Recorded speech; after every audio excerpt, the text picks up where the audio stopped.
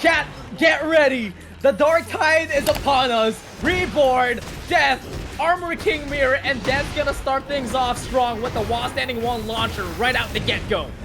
Yes, sir. Say his name.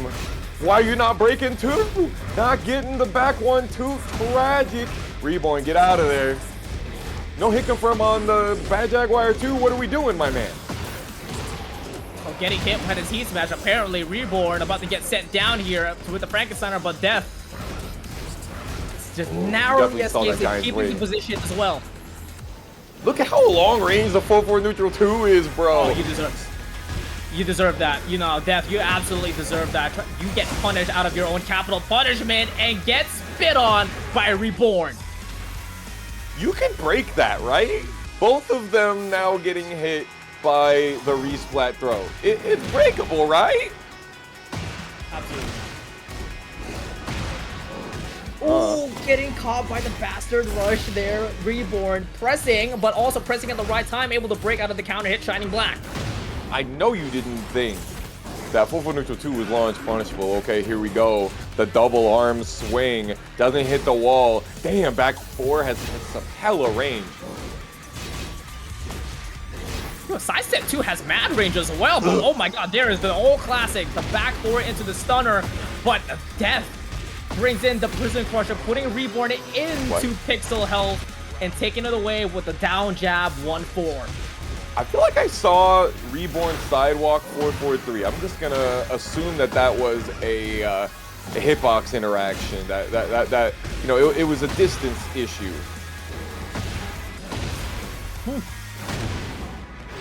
We're trying to evade here, eat the boot. Nicely done to block the Frankensteiner by Reborn, but unable to escape out of the wall. Oh, dang, he didn't finish it. Oh, of course we're ducking on the end of that one. No, I'm not gonna get wall splat by that. Yeah, Death very much aware of this character. And starting off here with the down 1-4 to get the round start, trying to close it off with the capital punishment, but at the moment Reborn has been punishing Death out of that. Damn, man. Yeah, he's getting these whiffs. He's making these whiffs off of the 4-4-2s, but he's not getting anything off of them. Not being able to react to the whiffs. I mean, some of them are strings, but ooh, we like that. Dark upper punishes. Yeah, that's the way you land it. Reborn sending Death all the way to the wall and finishing it off with the shoulder. And nicely done catching him up out of the spring kick, and Reborn feeling alive as we go to final round. Ugh, thumbs down. More like 2 thumbs way up in that mask. Ooh, lariat, and he ducks for the launch. We like that. Yeah, talk about way up. We're gonna send you up there as Death able to punish Reborn with the wall standing 1, but the combo ender misses on the low wall grab. Unfortunate situation. Now it's Death able to escape Death as he's able to duck the 4-2-1, but back still up against the wall and using the heat match to add a little bit of plus for him to get himself out of there. No. Ooh, we need launchers, but actually you might have needed that even more for the recoverable health and the opportunities that you can get with amazing heat strings in this one. No Shining Wizard there is interesting. Keeping it safe, but Death bringing in the darkest of lariats, putting a Reborn onto Rage, using the last bit of the heat meter on the heat smash to add a little bit of plus frame and gain some health back. 5 seconds left to play, and he's trying to cut him down with the Scissors King and catching him, pressing on the wake up. Reborn taking game 1 in this Armor King mirror. Okay, low key, some of that whiff punishment and those reactions, they need to tighten up a little bit. I know how it is when it's on a new character though, so we give him a little bit of leeway for that. But the way that he finished the game, that was tight. That was a hell of a sequence there by both players, but you guys gotta put in the fact Reborn is one of those Tekken 8 rookies that started off in Tekken 8. Yeah. Death, on the other hand, definitely knows a lot of knowledge. He's been a decent friend when I started streaming. He's been a frequent viewer, telling me I'm the best lead player. By the way, I am not. So Death definitely knows a lot of matchup knowledge here. Captain Obvious, just the spirit, not the best lead player. Reborn in here on the sandy beaches. Oh, and he teaches. No, sir, I know how to punish them strings already. For the record, I have not beaten just the spirit in bracket. It's a damn shame. Ooh, sidestepping right. The brawler kick, we like that. To the grab. Oh my god, bro, this ender is so sick. Getting some heat meter as well, but not stepping the 4-4-3, and Reborn able to regain all the health right back and able to duck out of the giant swing as well. Keeping up the pressure of Death, trying to clear his way out with 15 seconds left to play, and that's one way to start things off with the Darkest Lariat and catching him using his own instead with a better reward out of the down back 3 counter hit. Death escapes it. Like that. Okay. Get the extra counter here, but you need the little micro dash. Ooh, gotta make sure that you're looking for the rest of that string. Death in heat, but is he gonna get a chance to use it? I don't know. Instead, he's the one pressing so many times, getting caught out of the down forward 1-2 counter hit on the second part, and then pressing after the sidestep 4. Time for you to go to sleep until Death wakes up. Stays down. Reborn not doing anything, just playing the Princess Pillow strategy and working out in his favor. Yes, sir. Okay. Yep, guaranteed off of that shove. Still only 25 damage. Definitely not a better version as Kings. Look at the counter hit knockdown. We got some wave dashes going on. Now this is what I expect to see. Hold that. Bang. Kick him out of the curb. 40 seconds left to play. Death has a lot of time to work, not a little bit of amount of health. But damn, yo! The call-outs, bro. Insane.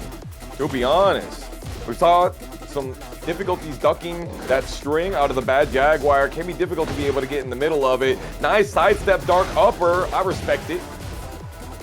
Great attempt as well to pick up the combo, but ultimately gets dropped. Both of them are in equal health, but Death able to find an opening with the Lariat. In the good googly moogly, did you think that you were doing trying to hit me with the Dark Destroyer? Reborn trying to take a page out of his own book, trying to do it for himself, but no connection there. But Death actually ducked it, but Reborn able to play the mix-up and using the heat smash to get the mid properties checked. That's what I'm talking about. We like that. See if we got some extra bleed all about it here. The Tekken prowess is looking pretty much the same between them and Roobzz. Is Roobzz looking like a Devil May Cry character right now, or am I tripping? It's definitely giving Shinigami stuff, you know what I'm saying? Actually, it's yeah, definitely you're right. Giving like super anime sort of like Grim Reaper stylings. Like Why so elegant? My man, Armor King is alive, of course. I was talking about feeling alive. AceUnlimited looking pretty lively right now, catching Roobzz and reaching with that back 3, able to secure that round convincingly. Okay, yeah, if there's one thing we know that AceUnlimited likes to do, it's rock the back 3s. And of course, while standing 2 counter hits as well, slamming it down, trying to go for the old classic. The OGs go for those long running sweeps. Talking about the OG, AceUnlimited is definitely one of those. Keeping their playstyle solidified and not changing. Speaking of not changing, keeping it true for the back 3, and Roobzz getting caught once again. Not gonna kill ya, but this puts into the convincing life lead for AceUnlimited, but eventually will erase the remainings of it with the heat smash. So risky. Wake up from range 4, just immediately run into them with the Morning Crow. Say, I know how this set's gonna go. I'm just gonna run right into you. I like that duck. When's the last time you saw Can duck then punish? I like that. Not a lot. Not a lot. No, not a lot. And we saw two Asukas in top 8. Oh my god. AceUnlimited from downtown. Wow, able to block the 3-ring circus and catching AceUnlimited in the air. Roobzz has a chance to bring this all the way back and regain a lot of health. Ooh, no proper punish there. Yeah, Unfortunate. He's still got the metal, though. He tried to use it, but Roobzz able to close out the distance with the heat smash and closing it as well. The Morning Crow, great usage and keeping it safe with a singular 2. Not fully extending it after the wall splat and securing the game, extending it. Ace, you know you can't backflip into a wall. It seemed like the wall screwed Ace twice in that round because he could have had a wall splat earlier and he could have also had himself a wall jump, but damn shame, Coliseum of Fate messing us up. Yeah, Roobzz almost like playing at the same tempo as AceUnlimited right now. Not really overextending, but AceUnlimited is catching Roobz's timing perfectly. Bro, imagine having a Magic 4 with 45 damage on it. I mean, you might as well have a whole combo. Speaking of whole combos, there it is. AceUnlimited is gonna serve you one more time with the back 3. Gonna set Roobzz up into Rage territory and trying to close out the distance one more time with the Morning Crow. Again, AceUnlimited trying with those backflips. Finally, the throws. Down forward 4. Ah, somebody knows that Oki very well. The 50-50. You either stay down or you get hit by the low. Unfortunately, Roobzz picked the wrong option, giving AceUnlimited the lead.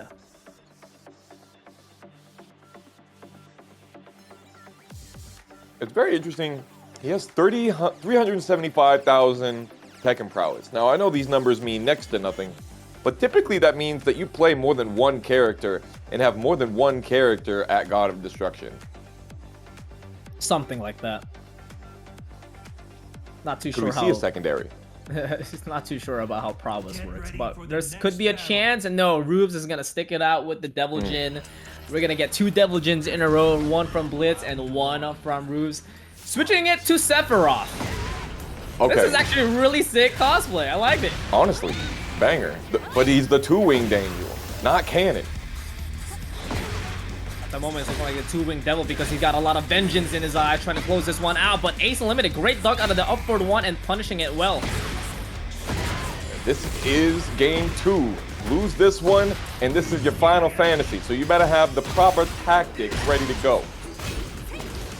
Oh no, he picked the wrong decision there. AceUnlimited able to scout out that hell sweep. It's gonna punish Roobzz, taking away a decent amount of health, and immediately going for the Rage Art, taking away all the gray health, recovering 13 health of his own, but most importantly, able to take a decent amount of stacks from the metal.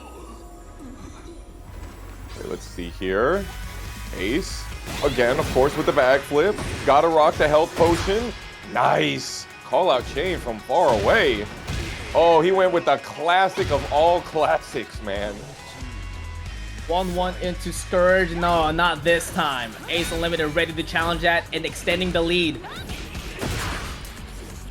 Good sidestep. Yep, good sidestep as well to the left. It had a little bit more evasiveness. AceUnlimited trying to go for the Hopkick, but gets caught with the Morning Crow up in the air. AceUnlimited is fully willing to just sit there and block with his back to the wall.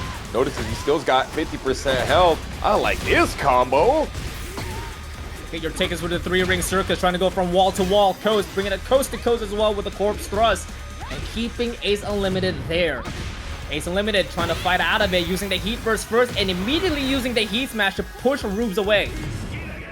Praise Angel that heat smash does not wall splat. But unfortunately, that will not save you. AceUnlimited using the movement as he does, staying evasive, and Roobzz, it's time. Hit it or quit it. Round 3. Couple of chances there for AceUnlimited, but you got one more for Roobzz. It's got a tough mountain to climb, being down 2-0 here. And AceUnlimited applying a decent amount of pressure, a lot of chip, but Roobzz able to block the can-can, no punish this time, but able to crush the down jab with the upward 4. But AceUnlimited immediately denying his offense with the back 3 once again. Oh, the range 4 scary Oki. Oh, punish on the string. Not too many people rocking the Jun Kazama at God of Destruction right now, I guess. Roobzz doesn't get the heat dash, but runs the heat smash instead. Even better. 15 seconds left to play. Not jabbing that time. Roobzz able to break out of it and able to trade to get the profit. Roobzz extending gameplay, staying alive. Another dragon wheel kick. That's at least number 4, chat. You gotta help me out. I think that was 4 or 5. Ace jabbing, and under the jab, straight up Roobzz runs the wall standing 2. Kicks her off the ground with the steel pedal. Down forward 1-3, going for the mid option. AceUnlimited not ducking, but able to punish it. But Roobzz doing a great job shielding himself with the Sabaki, pushing AceUnlimited away. And what a spacing trap with the electric into the Morning Crow. Yet another spacing trap here as AceUnlimited trying to call it out with the can counter hits. Yo! But eventually he's gonna fall down into the stone head, and Roobzz brings us into set point versus survival point. Now, Spirit, I haven't seen any hell sweeps yet from Roobzz. Maybe it's a spacing thing. AceUnlimited too far away. Beautiful demon paw right there. If we got another one of those into a wall, it's 2 touches. And AceUnlimited doing a great job trying to use the back 3, but it's not converting it to a combo until the can answers the call. Oh my god. I was like, you can get combo still on the end of that? All that heat, still, all that gray life. AceUnlimited not able to punish from all the way over there, but the counter hit inside wall saves lives. Roobzz, you gotta make this motherfucker block something. Not the number 6 down the river Styx. AceUnlimited said he smells that smelly smell, sending ya down to hell. Eddy, but Lack also killing it with the Claudio as well. Ooh, yeah. Now, of course, I didn't even have to say this because I knew it was gonna happen. We got the Armor King impersonator, Unmei. He's always got different customs for different characters. He's got Lei Wulong, he's got Hwoarang, he's got every character in the book, and you know he had to show out here with the GOAT. I'm gonna be the first Armor King to show up tonight. That's what he says. That's destiny. 4 for 3, nice.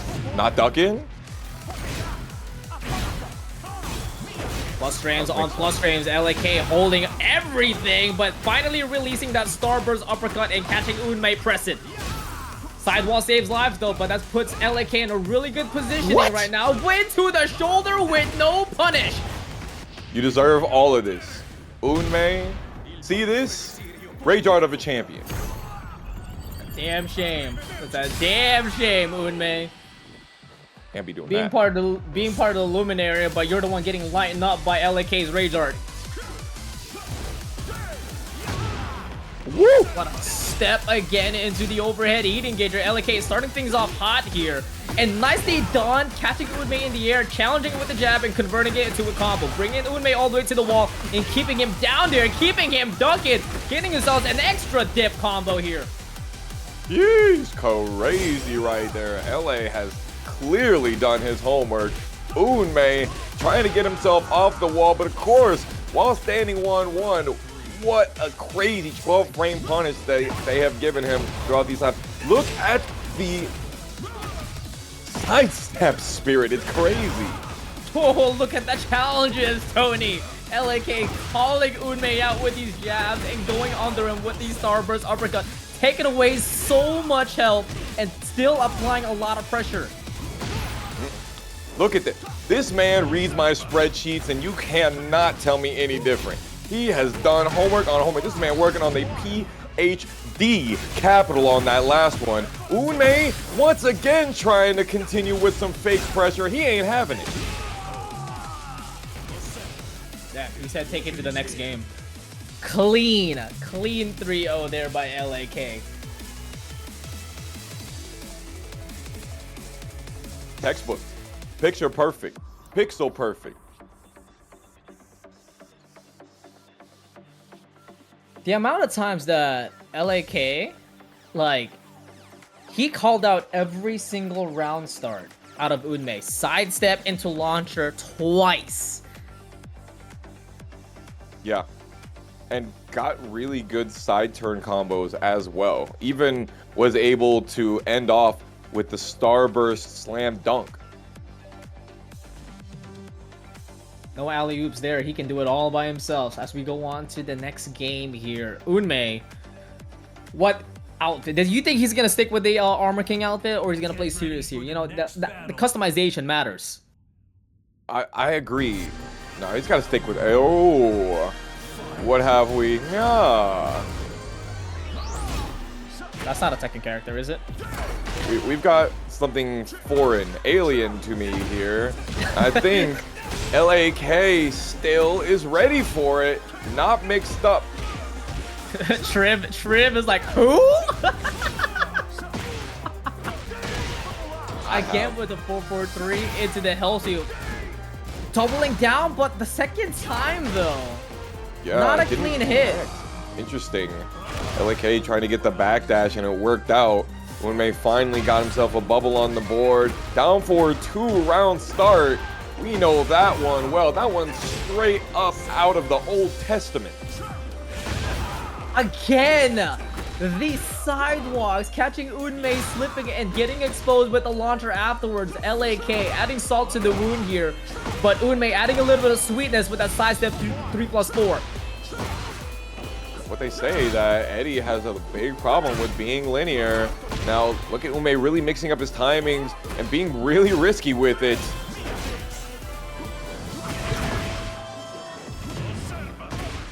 Ooh, oh, that's true. Big trade.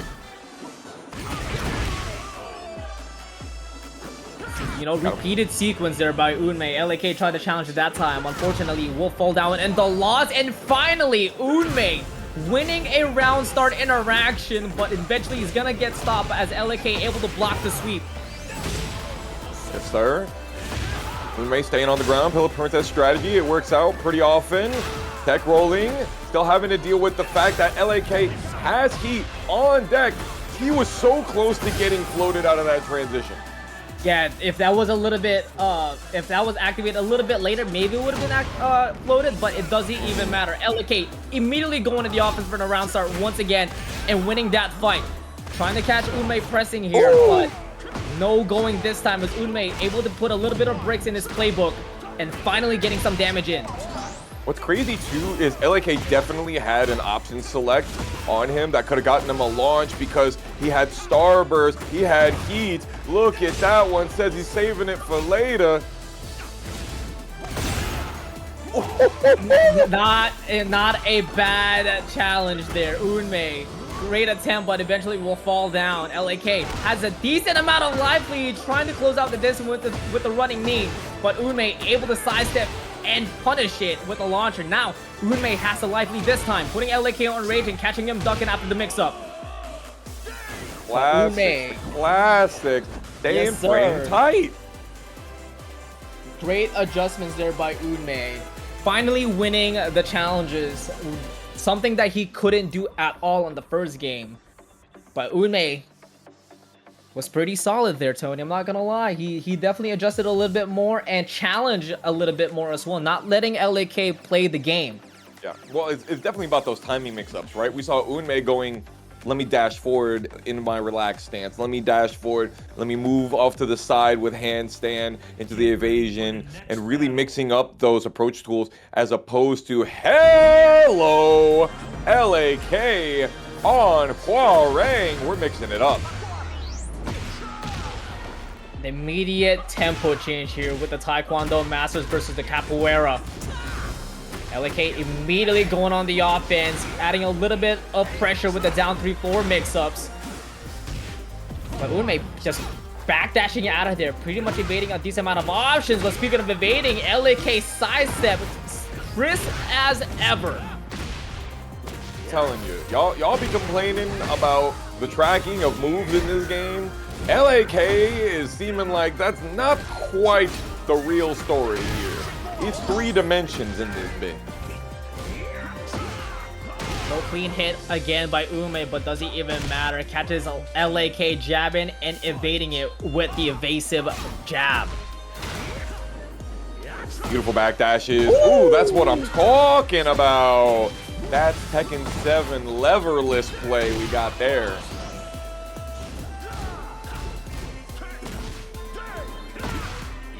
Again, great sidestep into the plasma cutter, cutting Unmei down, putting him into the wall, and spiking him to get a guaranteed damage on the second plasma cutter. Right as I said what I said, I know you did not try and punish that so late that caused the 444, which is super negative on block, to not be able to be interruptible.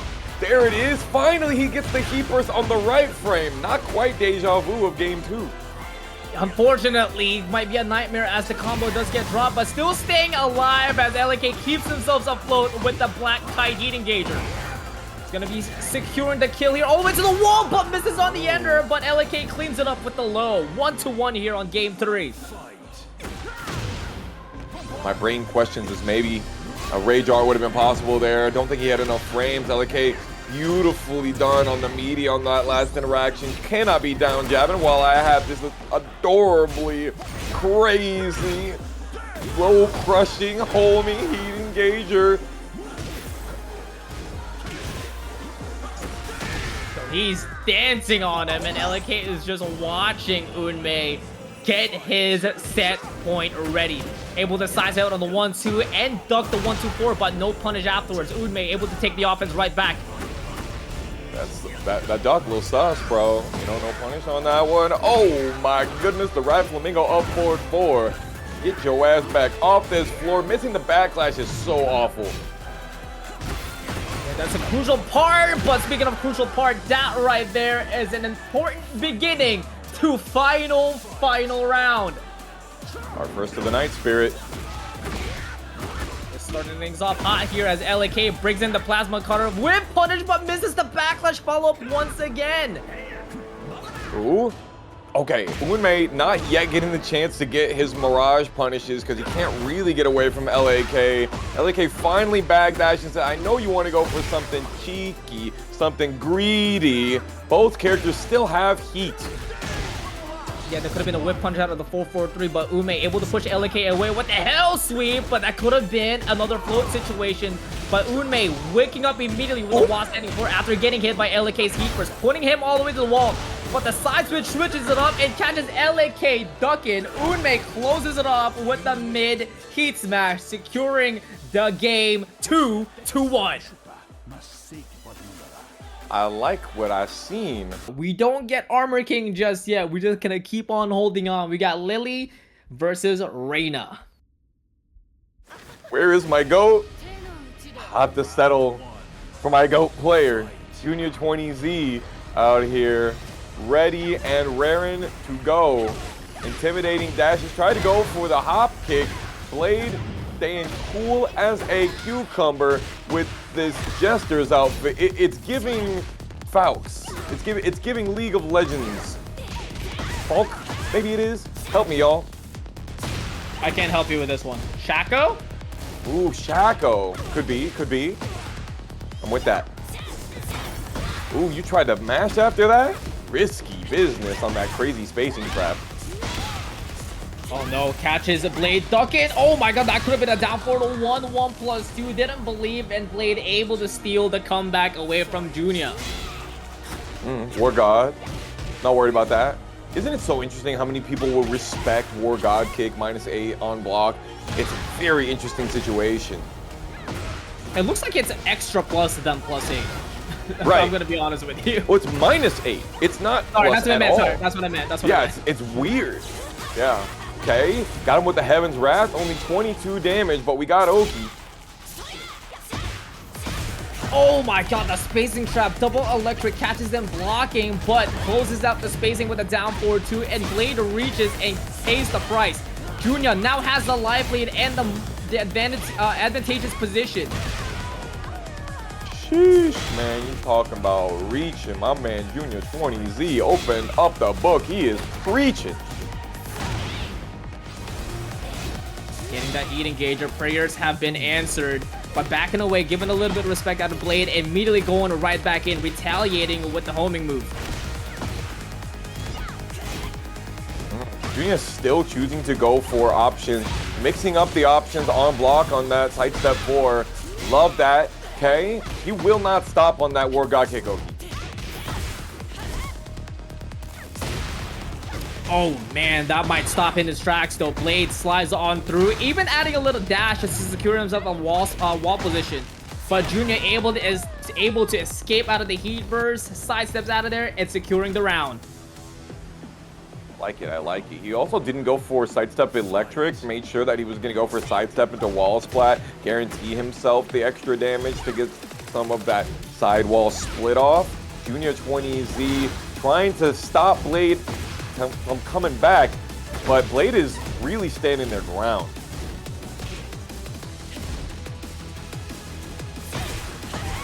Oh, 442, able to get a guaranteed damage afterwards a little bit, and nice scouting on the slide. Joonya able to punish it as well with a launcher, but doesn't get all of it as the hurt box not able to be on his side. However, Joonya catches Blade stepping with a down forward 1-1+2 and add extra damage after the heat dash. Bro, you saw Joonya just stand there after that last knockdown situation.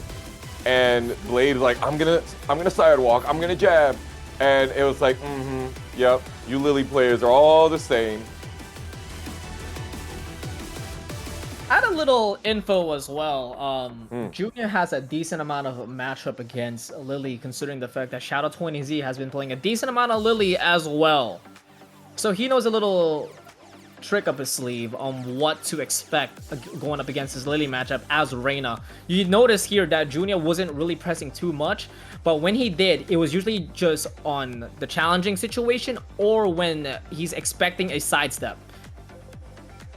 Yeah, and like he made sure to enforce spacing. You get a knockdown, War God kick. Did you tech roll? Fine, you can't punish me. War God kick again next time you get knocked down. So you better keep tech rolling on me until it's time to run those hell sweeps. And then we got something different. But Joonya 20Z doesn't have to take those risks just yet. He's definitely in the driver's seat. Here we are on Sanctum though. Let's see if this changes the tide.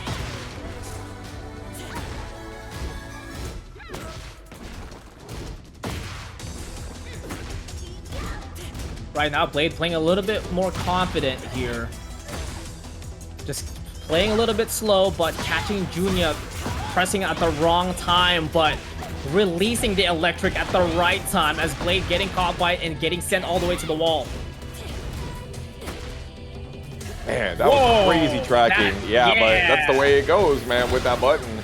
Super far, super long range, running 1+2, and we got lots more to do. Joonya 20Z gets out of there with the toe smash, but little micro dashes into the heat smash, and that'll do it. Blade got a bubble on their side. Yeah, just like that. Blade tried to sidestep out of there, trying to get a little bit of opening, but Joonya not letting it with the round start homing move opener. Nice backdash, and not jabbing after the Sabaki, and Blade going right back into the low.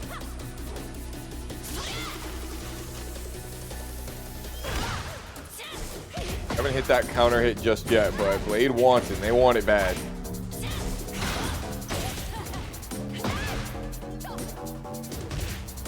Sheesh. Yo, they are stepping right now.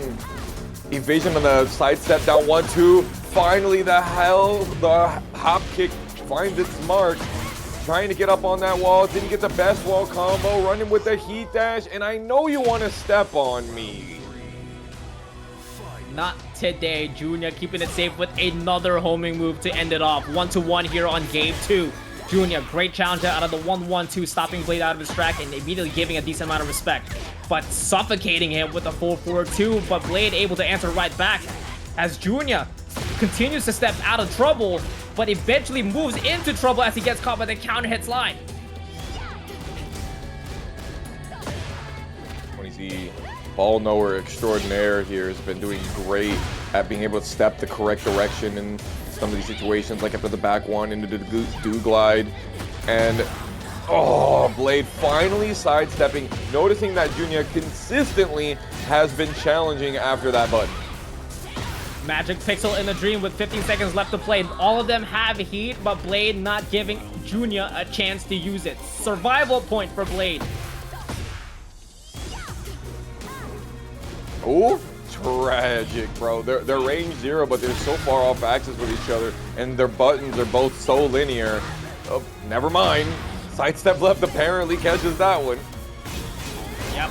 And Joonya continues to try to step out of it, but Blade feeling a little feisty there. As Joonya feeling a little bit hot, but the Devil's Horn is what matters as Blade able to catch Joonya up in the air with the Matterhorn. 30 seconds left to Blade. Blade closes out the distance with the slide, but Joonya not giving Blade any chance, any room to play with as Joonya catches him up with a 4-4-2 heat dash.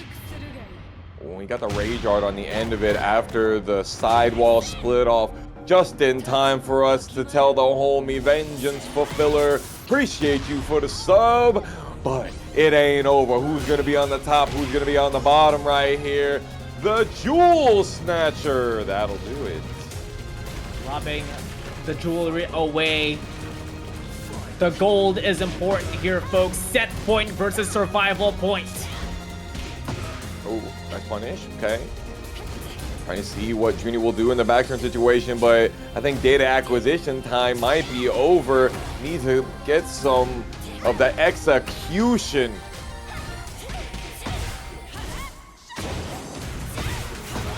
Not today, not this time around. Sending all the way to the fence. The question is, does he break it? No, he keeps it for an Oki situation.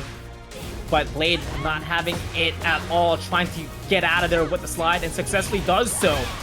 But damn, Joonya continues on swinging as Blade tried to sidestep to the left, but the move that Joonya picked, able to track it. Yeah, lots of realignment after the Sentai stance transition. Finishes out the G clef, and you roll for the generic down 4. What are you trying to do? Win? I've seen it before. Joonya 20 once again in the situation where he needs to finish out with the combo. 3 seconds remaining, and you duck twice. You could not do the side steps like your character's supposed to do, could you? For you, as we let the players do the talking. Pokchop versus Prinzeprincess for the next match. Oh, we got the GOAT of the hypest man in streaming entertainment. Pokchop ducking under the wall standing 4 string. What you don't do is run those strings with highs on them against an OG like Chop.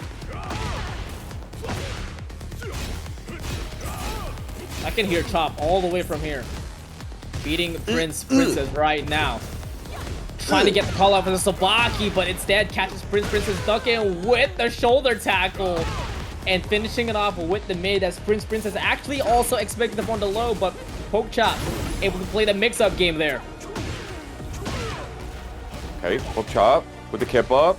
Princess running that Nina mix and beautifully staying on top of Pokchop, doing what Fahkumram struggles with, which is staying right up close and personal. Whoa, dog. Flashbacks of Evo France.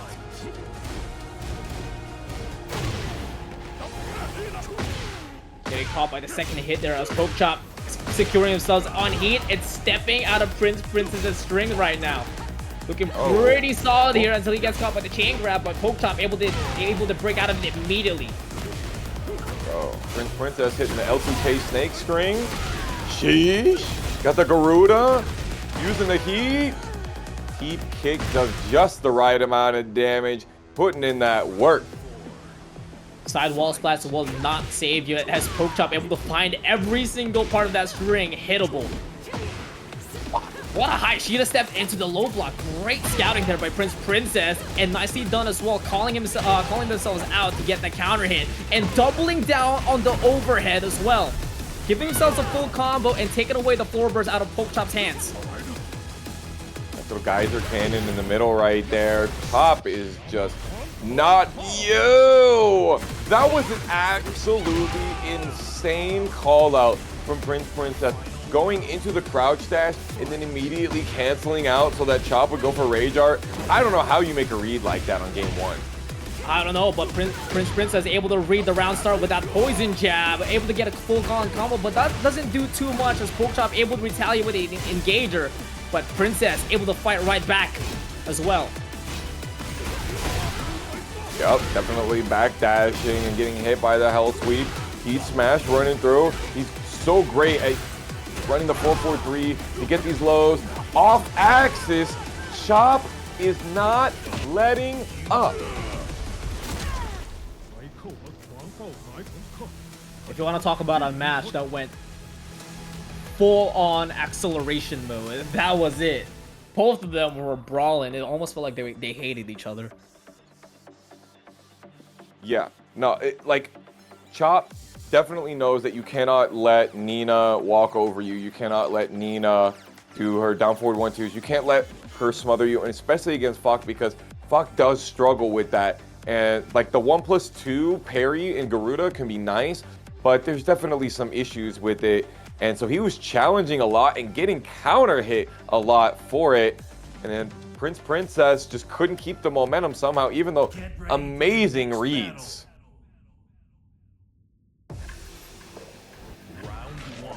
Switching things up here as Princess goes for the Ana. The words of Majin Baba, the Twisted Sister, has come to play, but the Nightmares is coming right back to you as Pokchop still going on the pressure and able to fully duck and cashing Princess present over and over again. Bro, you're gonna be watching this set in your sleep. No launch punish on the 3-1-4. Princess keeping Pokchop on the floor. Not working out. We know the punish on that one. If you do the second hit, it is guaranteed to be punishable. Yeah, we ain't reaching after that one. Pokchop also got an Ana in his hands as well. Don't forget. But Princess starting things off here with a right hand sweep, cleaning things up. A lot of plus frames and mix up strings here. Up forward 3. Make Pokchop run free. Able to crush the low, but Princess able to tech roll out of to the left to get the wake up option here, putting Pokchop under the wall now. Sidestep 3 one more time, but Pokchop able to break out of the 1+2 and trying to fight out of the wall as well.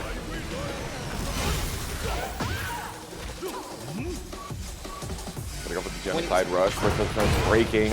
Of course, the 4-4-2 string. It's 80% of the time. It works every time. Letting Lovely Tom play for a little bit, but not too much. Able to find the middle sidekick counter here by Pokchop, but doesn't able to convert it into a full combo. Princess right back in the offense and catching Pokchop ducking. Again. Chop pressing right after the 1-2-4. Risky stuff. Princess trying to stay at range 4. This is the range that Fahkumram excels at and how Ana has issues with, so not really sure what the game plan is.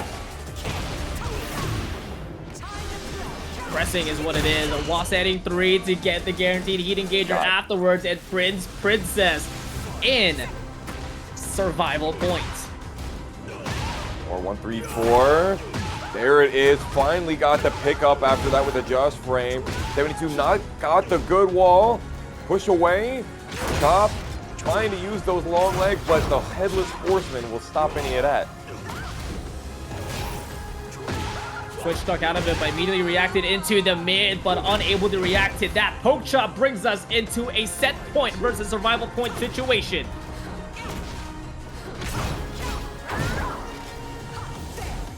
Nice defense. Waiting for it. Beautiful. Chop wanted the meaty. Oh, he definitely wanted the Oh, the trade, my man. Walking out like a gambit. Pokchop able to dish out a lot of damage and take away with a great health after this floor break, and going in the full crouch low to add a little bit of mix up. Now you gotta hold one more thing, as the Chaos Judgment will not bring me my eviction. Well, I think you are with everyone else. Just give it some time, brother. Just give it some time. Promise. Just like how you got that Evo top 8. Just give it some time. Going into the next match here, tommyp versus Zexnkai for the top 48 qualifiers, and Zexnkai bringing in the Peacekeeper with a little bit of flavor there, but tommyp answering right back with the electric. We don't get to see too much Jin Kazama play out here. Running Black hasn't showed up recently. tommyp has been out in Tech City, rocking it, winning his locals up in Northern California. Not too much in TNS though. Look at the down back for the equalizer. But don't count tommyp out though. He is a known top 8 qualifier for TNS. But at the moment, Zexnkai has the lead at the moment, but eventually Dad's gonna get deleted as tommyp able to play the spacing game perfectly with a back 1-2. Could he have gotten the third back 1-2 there? No. I believe you, but I don't want to I mean, to be fair, yes, but I don't think it would have killed him. But the swag, though. The swag is winning. Talking about swag. Tommy P coming in with a parry. Add a little can of sauce, I would say, into the wall combo. Ooh, and okay. Chilling. What you staying on the floor for? I got rage. So do you. What do you think that you're trying to do? Lord have mercy. Whatever it is, you're on that wall and you ain't getting off. Yeah, don't count me out as I receive 2 bubbles in the air here as Zexnkai immediately going to the offense, catching Tommy P ducking out of the mid heat engager. Tommy P has definitely done quite a bit of lab work against this and has beautiful spacing to catch Zexnkai whiffing at that long range. Big cans into 90 damn mines. Sand stands into the Mishima style. Zexnkai not ducking still, but wow. Interesting sequence there. Now Zexnkai has the upper hand here as Tommy P trying to fight out of it.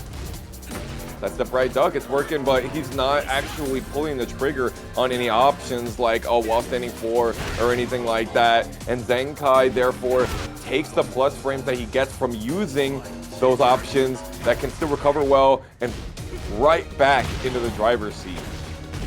Yeah, but immediately going into the pit stop here as Tommy P able to get the forward 4 counter hit finally for this set, putting Zexnkai all the way to the wall, but he's able to tech roll out of it, giving him the wall position now. Ooh, awful situation right there. But Tommy P got hit with a down 4 3+4. Plenty of plus frames, no proper punishment. 30 seconds to play. Tommy P has rage, and so does Zexnkai now, but not a lot of health as Tommy P deleted the rest of it with the Scourge. Down 2. 1-0. What do you do? Get hit. So apparently that's what you gotta do, unfortunately. You gotta level up like my man, just a spirit here and react. Is it still 22 frames? I don't think they sped it up. If they sped up Jin's Scourge, I feel like there would have been riots in the streets, man. Tekken World Tour government shutdown style. Wait a minute. People Wait. storming Bandai Namco headquarters. There's a tweet. Prophet T. Is that actually Prophet? Nah. Is that our Prophet?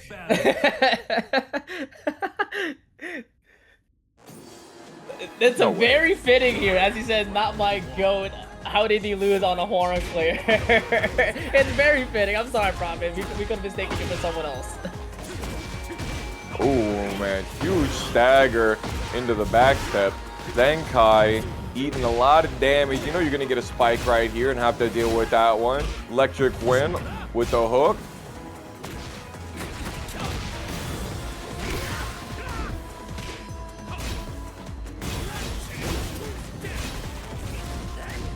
Both of them extinguished out of the heat, but Tommy P has the upper hand with the Rage on deck. Definitely working this sidestep left into Duck and evading a lot of options out of Zexnkai. Top kick there is nasty work. All these sidestep blocks. Tommy P's doing so great. Gotta be careful when you try and punish down back 4, but it worked out. Nice opener there by Zexnkai. Sidestep of his own with the down 4-2, but unfortunately missed out the combo, but still able to dish out a lot of damage on the follow-up. Waiting there. I understand it. I respect it. The God stance, as they call it. Learning from King Ray Jr. Homing move for a homing move, but mine is better. Tommy P bringing out that magic with the force. Able to get himself a heat engager, but Zexnkai trying to retaliate right back. Oh, nah. Step in, break in. Beautiful counter hit. Zexnkai finish it off here. Gotta go with the swaggy stuff. No hunting hawk? Come on, brother. Saving it for later. Ooh. Another forward 4 counter hit for Tommy P. Stop. We have not seen these many forward 4 counter hits in Tekken 7. It's been a long time, you're damn right. Sidewalk. Oh, into the slow parry.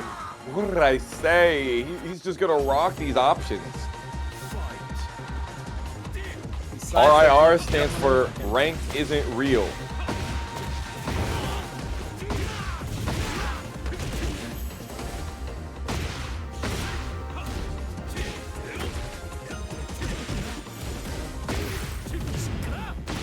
He tried to step out of the 2-1-4, but thankfully no counter hit for Zexnkai's standpoint. 35 seconds left to play. He's gonna try to make an answer back out of the heat dash.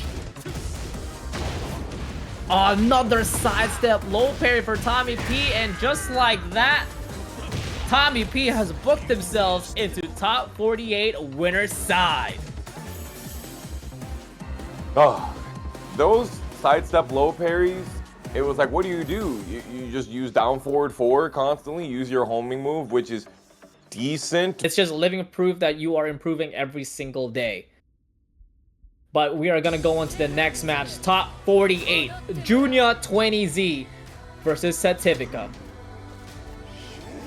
You know, he's playing my mans as well. And we got ATL in the chat. Shout out to our boy Kid the Captain. Both of these are glowing like they're from Tron Legacy. Turn on the Daft Punk, y'all.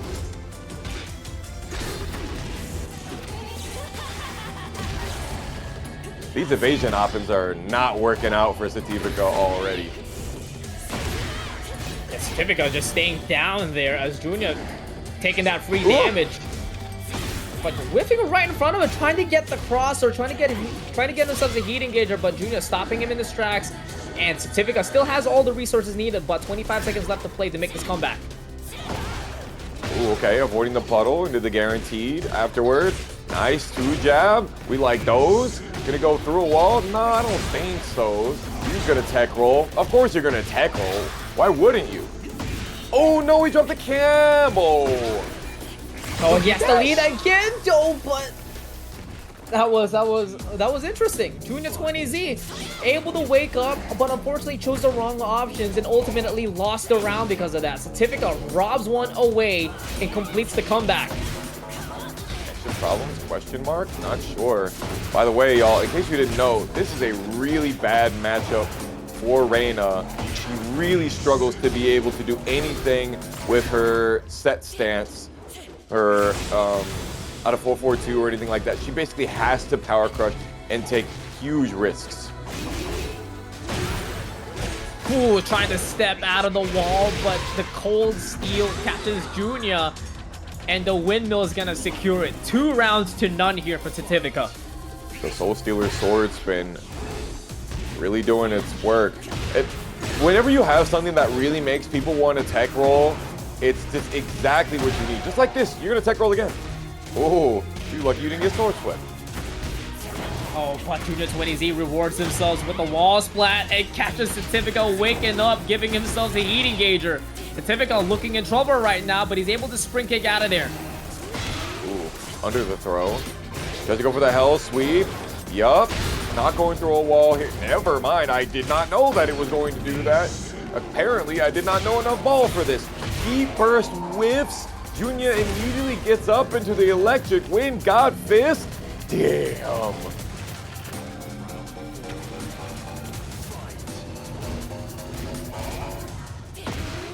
Oh no, catches him dunking, but Joonya doesn't get the follow-up with a down forward 1. Missing out a lot of damage on the table here, but Sativicaa fighting back immediately, but Joonya 20Z doing a great job blocking and punishing it carefully with the 1-1-2. Finally uses the 4-4-2 all the same. Oh my god. Sidestep into the left? No? Beautiful. You got some spice for me?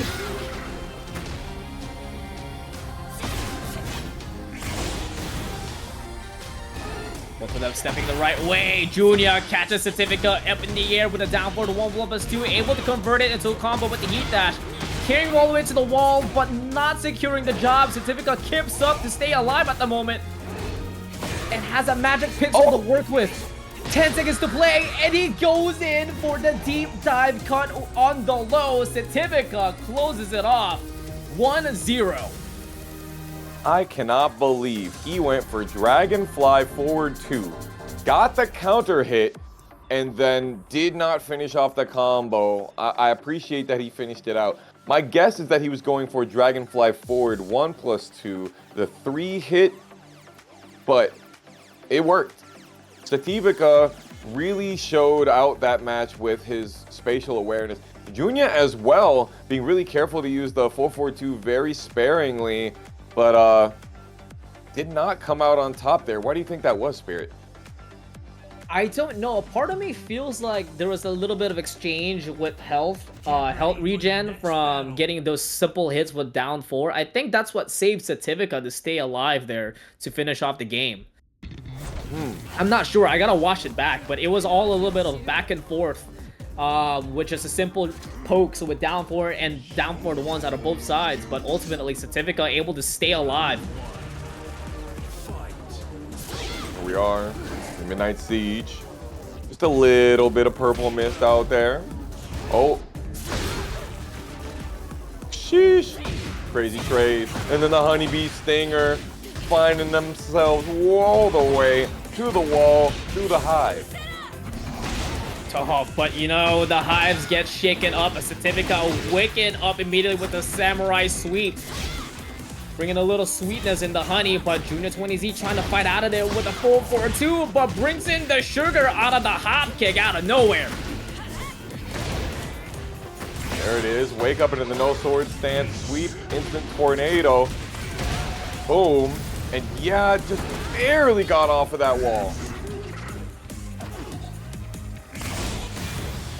Joonya doesn't want to reach on that Soul Stealer windmill. Staying alive as Sativicaa tried to challenge with the flashing steel at -9. 1 second left to play, and Joonya's gonna run out of there. Such cases, after a heat burst and try and do the flashing steel, beats a lot of options, can't lie. Joonya 20Z really waiting after those stone fists. Sidestep 4 counter hit here though. Shades of Crizzy the Rapper, losing lots of damage on that combo, but definitely got all the OK. Oh, Sativicaa trying to spit out some purple mist there, but gets caught by the 442. But Joonya 20Z reached a little bit too much and gets caught by the flash out of Sativicaa, and right back at the wall Joonya goes. Whoa! Oh, he didn't have the right timing on the forward 1+2.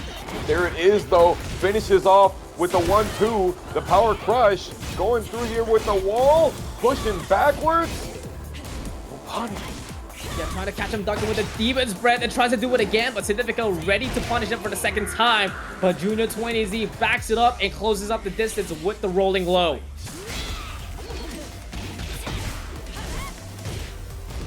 Damn, even on hit, you're supposed to be very careful about using anything out of the stance from the 1-1-2. Sativicaa dealing with some business against the wall. Counter hit into the gut. Joonya 20Z sending him coast to coast with this combo, and now Sativicaa looking in trouble with rage. 35 seconds left to play, but he still has heat. Whoa. But his health is running out quickly. Magic Pixel left to play, and Joonya closes it up with a simple down 4. We are going to a game 3. You said it, brother. Joonya 20Z being a little bit more liberal about the usage of the set stance. The whiff punishment with 442 has been absolutely nasty. What's best about it too is that Joonya is like not autopiloting to do like 4-4-2-3, but he's mixing up his options out of the Zen as well on the follow-up. And there's a lot of moments where Sativicaa got caught ducking, trying to make a call out, but lost a lot of challenges. Yeah, definitely. And Sativicaa very conservative with the uses of the flash. We've only seen it a couple times. Lots of the sword sweep, especially in the tech roll situations, both on his own tech roll and in Joonya's tech roll. Let's see what changes here on this slightly smaller stage, the celebration on the Sen. It's getting sexy, y'all.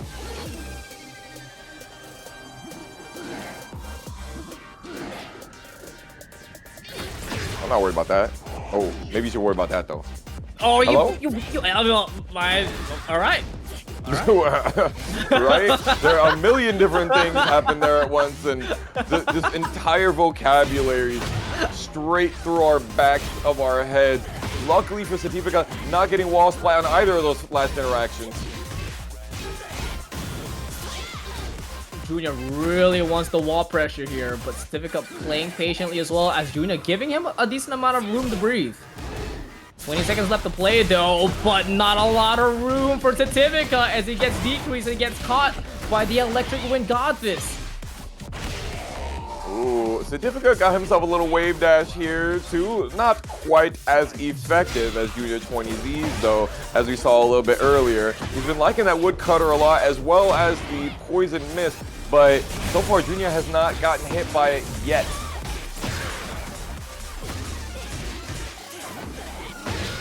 Great spin out of the down forward 1 options for Sativicaa, just like that, switching up the tide and switching up the wall position as Joonya's back up against the wall, feeling in trouble. But Sativicaa though, the spin evasion right now, definitely working on par, but Joonya 20Z still commits on the low and putting himself into set point.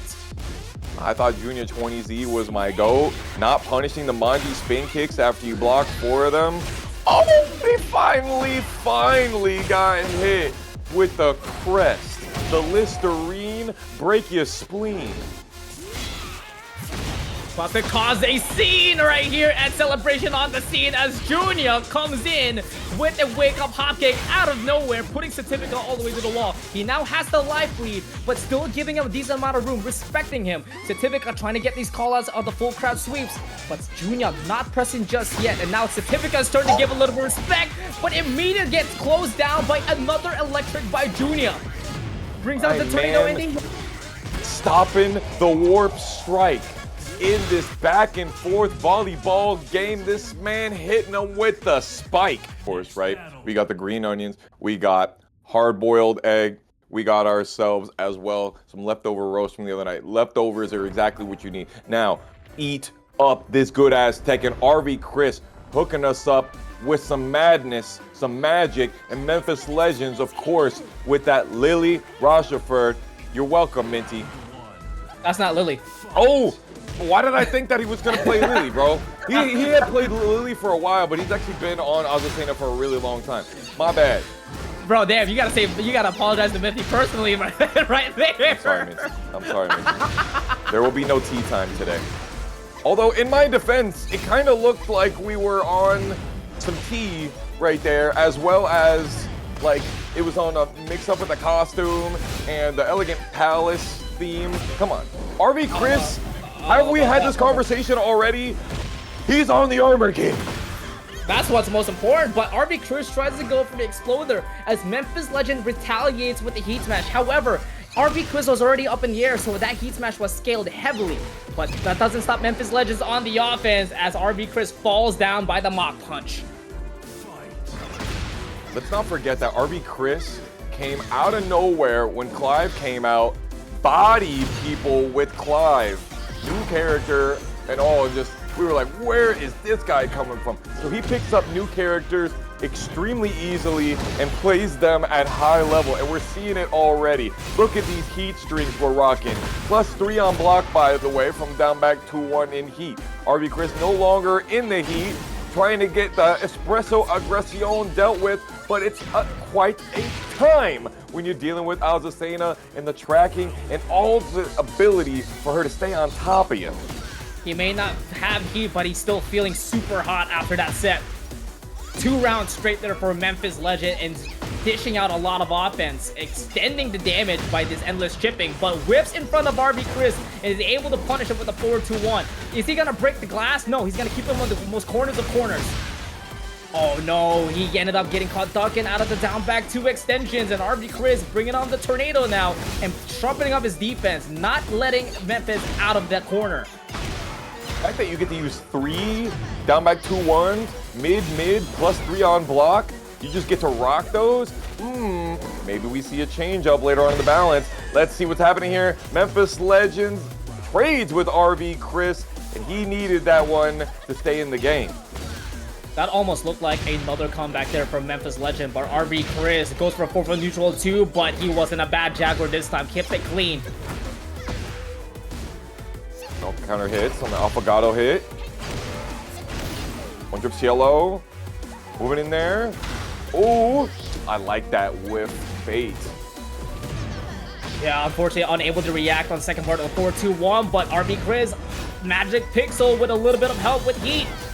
Memphis Legend back on the offense, not giving RB Cris a chance to play, and he did not. Memphis Legend keeping it clean with a 3-1 lead.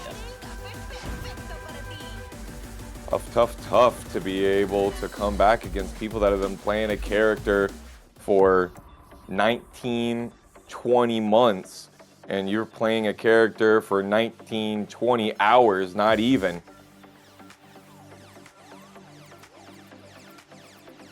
Does this give the switch for RB Cris to go back to Clive, you think? Or are we gonna see more Armor King goodness? I think we need more AK, babe. We need to go. The people need to know about the situations. They need to see, they need to learn, and so do our players. If he's decided that in Tekken Never Sleeps number 87, he was gonna play Armor King, he decided that he was gonna play Armor King. He's gonna stick to his guns. And that he is. The Dark Supernova is coming right back into the stage. Sir, just as Armor King looks for vengeance from his dead brother, RB Cris looks for vengeance from that first round off of his 1+2 working out with the Power Crush. The BJ stance has really been helping RB Cris stay on top of Memphis Legends, but not too much else other than some extra pokes and extra pressure.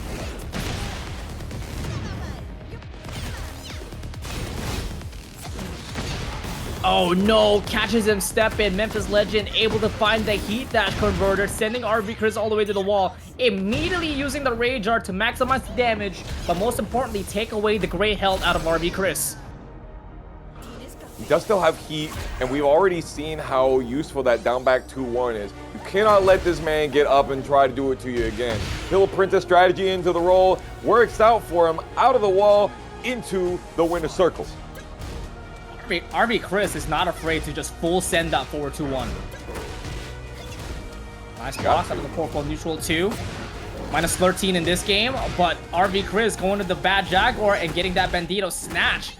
Trying to go doubling up in the low on the down back 3, but Memphis Legend was quick enough to react to that one. Not always going for the stance transitions either. All bad Jaguar stance transitions are they're on demand. Could you choose to have them or not? Ooh, here we go. Some combo aficionado. Whoa. Not enough damage. Doesn't go for the down back 2-1. Of course, saves it for later. Yeah, add a little bit of step in there to evade a Memphis Legends retaliation, but RB Cris works out in his favor, now sitting 2 rounds to none here on survival point. Minus 14? No punish? What are we on? That's what we're on. Instant hop kick into the running power bomb to maximize the damage scaling. Ooh, Spark too. He's got plenty more to do. Spit on her. Not the American History X.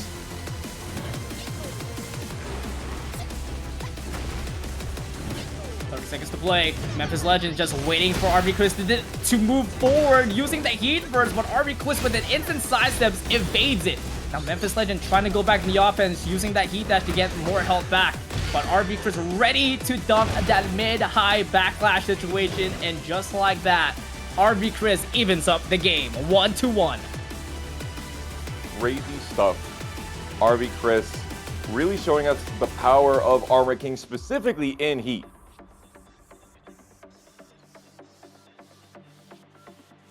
He's definitely using a lot of heat properties, as he should, right? RB Cris is doing a great job exposing Memphis Legend, catching him ducking with these down back 2-1s, and also just keeping it simple. Sometimes he doesn't even fully extend the down back 2. No. If only there was a way to option select the down back 2 string. I wonder where you can find that. I wonder where you could find out the information on whether or not you can option select the down back 2 string. Looks like it's too late for Memphis Legends though. I don't know, but I'm seeing double. They got the cape as well. Could that be their downfall? Oh no, the cape, my biggest weakness. Memphis Legends trying to get out of there on the back turn stuff. There we go with the hop kick. Lariat in the middle. What kind of stuff do we have for mid-screen combo? So sick. That combo ender is beautiful. 25 seconds left to play. RB Cris trying to challenge him with a 4-2-1, but Memphis Legend walks out of there like a gambit. Right back in the lead for Memphis Legend. But what a sidestep dunk into the while standing one punish, and RB Cris starting off round 2 with a hot combo. On it again. Yes, sir. Put the brakes on immediately. Kinetic energy straight up into potential, back into kinetic. Memphis Legends trying to fight back with the heat burst, but RB Cris got great defense, knows exactly when to duck under the strings. Yeah, he got away with it too many times, but not this time. Misses out on the grab ender, and our Memphis Legend trying to go back to the offense, trying to apply some pressure and getting some health back. 20 seconds left to play. He's on a magic pixel, and the lifeline calls out with his instant low parry out of the down jab, but the combo gets dropped, and RB Cris springs back into action.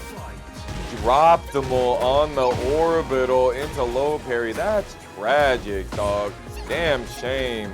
Let's go. We need some of that high flying action. Show me some Kilimanjaro uppercut. Ooh, maybe not gonna see it for a while. Oh, you're not gonna get the uppercut, but you're gonna get clotheslined instead. RB Cris, nice combo there. Counter heat right back. Memphis Legend said, matching up the temperature. Push the tempo. Push the tempo. Push the tempo. Do not let him do down back 2-1. Oh my God, that was even worse. He did 4-2-1 instead. Tries to go for the heat dash combo, but misses on the follow-up. He definitely tried to go for a dash forward 3-2. It did not work out for him at all. Still got some extra. Bleed all about it. Strong aerial tailspin doesn't do the rage art. That will be his demise. Tell him, Afronomical. You allowed me to live, and for that, you must die. A clutch launcher by Memphis Legend, catching RB Cris in the air, putting himself on set point. Abrazo grande here. The peleadores fuertes. Oh man, we're cooking out here. Now we got punishes. Oh, we also got parries. Yeah. Sidestep heat engage for RB Cris. Last chance. 40 seconds left to play. Not on race just yet, but try to add a little bit more offense out of the 4-2-1 heat dash. Not a lot of resources left for RB Cris. 30 seconds to play. Memphis Legend on a convincing lead at the moment, and nice timing to go on the mid, trying to deny that 4-4 neutral 2, and successfully does so. We got the king instead for Shadow 20Z. The GOAT! Shadow 20Z, the Tekken Never Sleeps returning champion, is here with the GOAT. He's looking for a three-peat, no? I think I have to triple check that. Matter of fact, Fruity Fetus, Cosmico, help me out with that one. I don't think it is a three-peat back-to-back, but he's won, I believe it's 3 of the last 5. Double check me in that chat. Shadow is already cooking, and we have got Season 2 DLC gaming. And they're definitely rolling out Shadow 20Z, bringing out all the tricks right now with this Armor King. When was the last time you seen Shadow on an Armor King, man? Never. I have never, but you know him well as a Mishima player, and if there's one thing that we know, he knows how to run those stance mix-ups. What were you trying to mash on, my man? Heat engager. That means I'm +9. Blocking is fine. But your ass is mine, Shadow 20Z says. Pokchop trying to fight out of there, but gets caught by the bastard rush. She's looking really clean right now, shrugging right in front of him as he sits 2 rounds to none. Ooh, step in. We like that. Not able to interrupt though. Pokchop a little bit too far away from some of these optimal situations. Running with a Gale Force +6. Now you're finally gonna have to deal with it. He does break a little bit.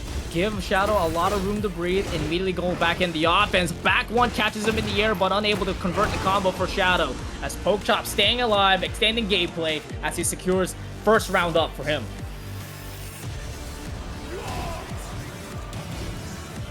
I don't think that one's gonna work out for you, Chop. Look at the stance transitions he got going here. Shadow rocking the up 4-3 counter hit raw.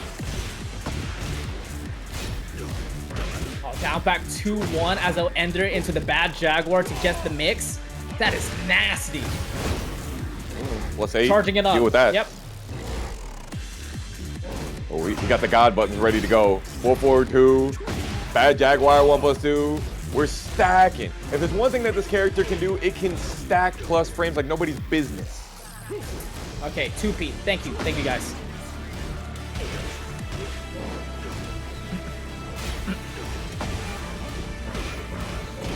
You can see also Shadow is utilizing Armor King's amazing neutral tools. He's got the 1-2, he's got a down forward 1. Down forward 1 is only -3. Pokchop ready to stay on top of him though. We got final round. We have neutral. Ladies and gentlemen, we have liftoff here at our top 8 qualifier. Chop bringing in the mix right now and bringing in the afterburns with this jet kick. Shadow 20Z already on rage with 45 seconds left to play. Chop is looking unstoppable right now. He said, "You gonna duck for me. You gonna press. You are not just gonna sit there and backdash on me." And when Shadow ducked the 4-4-3, couldn't get the right punish on it. Didn't get the wall standing 3-2. Real unfortunate. Do we see a switch up? I feel like that's like always the $1 million question when it comes to Shadow 20Z. Because he has so many players in his arsenal that work so well in this matchup. But I think we all know what we want to see. He's a people pleaser, you know? The Lich King himself, the man on top of the Frozen Throne. Get ready for the next battle. Yes, sir. He's going to stick to it. Phoenix Gate, though. This is going to be a stage that I think is really good for Armor King because, you know, run the Shining Wizard. Hold up. My brain... Did we see any throws from Shadow in game 1? No. Hello?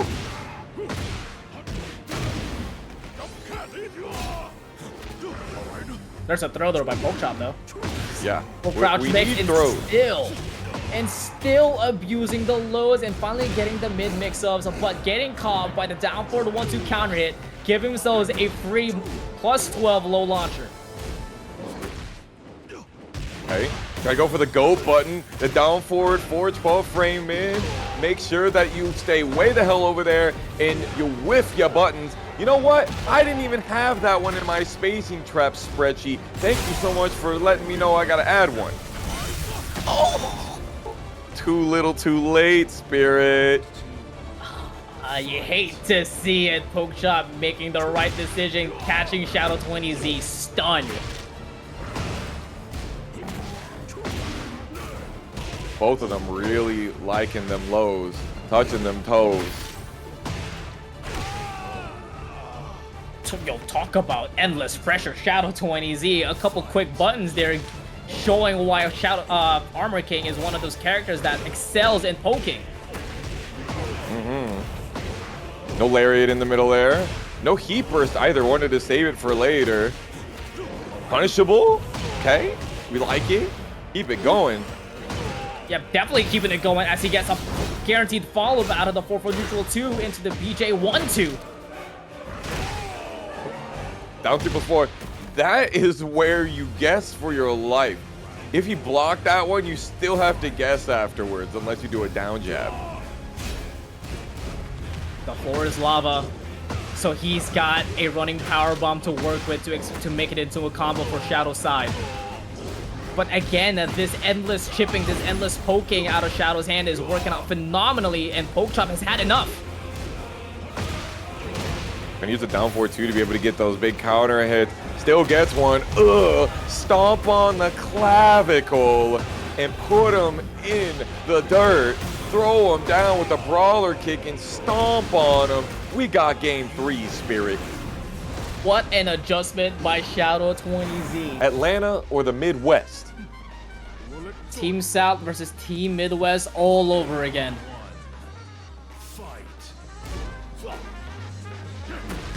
Oh, would have been generational for Pokchop with the Classic Coast. Ooh, I love that combo. That's sick as hell. How does the plaster on this wall smell? Ooh, he forgot that the third hit isn't a high. Tragic. Oh no, and it keeps on adding up. Now Shadow20Z definitely hurt us. Once he's on heat, he's really using that down back 2 extension a lot more. Not good. There you go. Running 3, gets over the down jab. Said I got one of those myself. If I had to choose, Chop's running 3 way better than Armor King's. Oh yeah, 100%, 100%. Nicely done for Chop, responding right back quickly, evening up 1-1. Now Shadow20Z definitely on the acceleration here, but Pokchop giving him the breaks as he gets himself engaged with heat. Nice. Okay.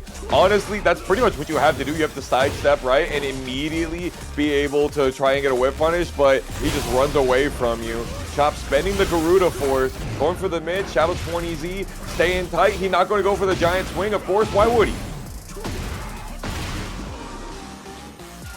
Not even blocking those ankles. Chop 3 in a row, giving himself set point here. I like the down forward 1 usage. 4-4-3, the comeback kick. And we haven't seen any of the transitions in the Bad Jaguar from the 1-2-1 cancel yet. Maybe too risky. Chop catching him, jumping up in the air. Could have been an even better combo. No 14 frame punish, Spirit. He still has heat. It finally uses it. Plus spins on the Mexican uppercut, no duck on the 4-2-1, but Shadow does have him on the wall, but it doesn't matter. The teep kick is gonna seal the deal, and we got ATL up top, and the first one to book themselves into top 8 winner's side. Your locals, here we are. Unfortunately, he's not on the Bad Jaguar, but it's the GOAT, the Arslan Ash Slayer, Dr.TheJAKEMAN, MD versus Shinigami. Devil May Cry, you see the tears in my eye seeing Ali up on the screen, but there's a tear in my eye because JAKEMAN starting things off with a down forward 2-1 counter hit and sending Shinigami all the way to the wall. Now you said Devil May Cry, you know that Steam tag says Devil May Cream, and TheJAKEMAN trying to put this man to sleep and give him some crazy bad dreams. Bad dreams, Devil May Cream, but I'm gonna tell you right now, TheJAKEMAN is the cream of the crop right now with the king. No crown needed, just a hat. Like that. Oh, try to go for the acid right. Thank you so much for giving me the most important part of my punish.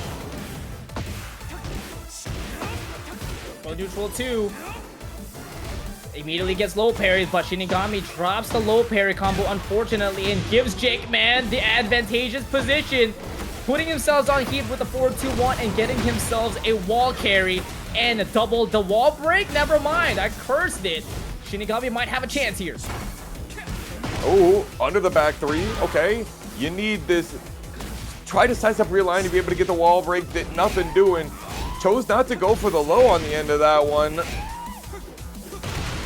Oh, the wall standing 2 is definitely working out there, but ultimately the down 3 is gonna seal the deal. Nicely done for Shinigami to keep themselves composed to get that round. Okay.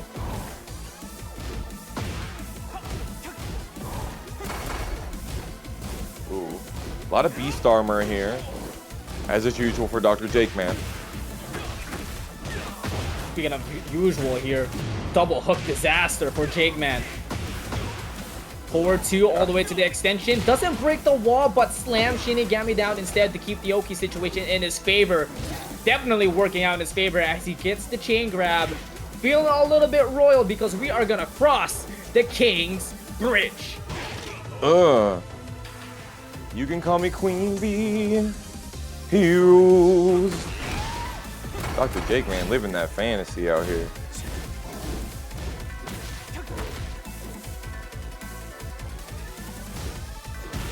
We really saw an entire Armor King match where no throws were played. That was crazy. I'm sorry. I'm still reeling from it, bro. That's gonna keep you up all night. It is. 442 plus 7. Shinigami with the sidestep block. He's rocking it. But we got some great defense from Shinigami. Yeah, his defense keeps becoming more solid every tournament that he plays. Really using that Hitman stance as well to maximize his movement, and also trying to get a call out if Jakeman's pressing. Factual. Factual. Alright, doesn't go for the full Acid Storm punish right there. I respect it. Do what you know is gonna work, even though the lag possibly gives you issues. Double hook Disaster. Trying to send them all the way over there. And I think Disaster is the main theme of that. Fortunately, the Calamity calms down. Shinigami able to fight themselves out of it with a wall running 3-4. Oh no, the trade works out for Shinigami with that down 4-2. Jakeman looking in trouble, gets caught by the heat first, and now he's got to get hit by the unscaled. But Shinigami picked out the wrong option for both the Yoki and the throw break. Oh, trying to go with the nipples of the future. No punish on the 1-2. Oh, he's going for the kiss by a rose, but running straight into the Shining Wizard. Dr.TheJAKEMAN expels any of that armory that Shinigami had. Phantom Howl had the right idea, but the moon was howling for someone else. Jakeman getting that round and getting the game after a back and forth sequence. Oh my god. In loser's side, we're about to have a juicy game night team kill. Reborn versus Plum is about to happen in loser's side. 2-1, Plum took it over Unmei. Reborn 2-0 over Zexnkai. You know, we're gonna keep it for ourselves, but we know what Plum is on right now. Absolutely. He's on that goodness. Yes, sir. He's on the good googly moogly. He's on that box, if you know what I mean. On that box is absolutely insane, my brother. Let's see who we're messing with on here. Shinigami no longer believing in the acid rains, but does believe in these down forward twos. Yeah, here on the back twos in the wall, setting 1-2 wall combo. The wall carry, sending Jakeman all the way to the wall. Black But Jakeman able to take out of it, and now Shinigami's back is on trouble now.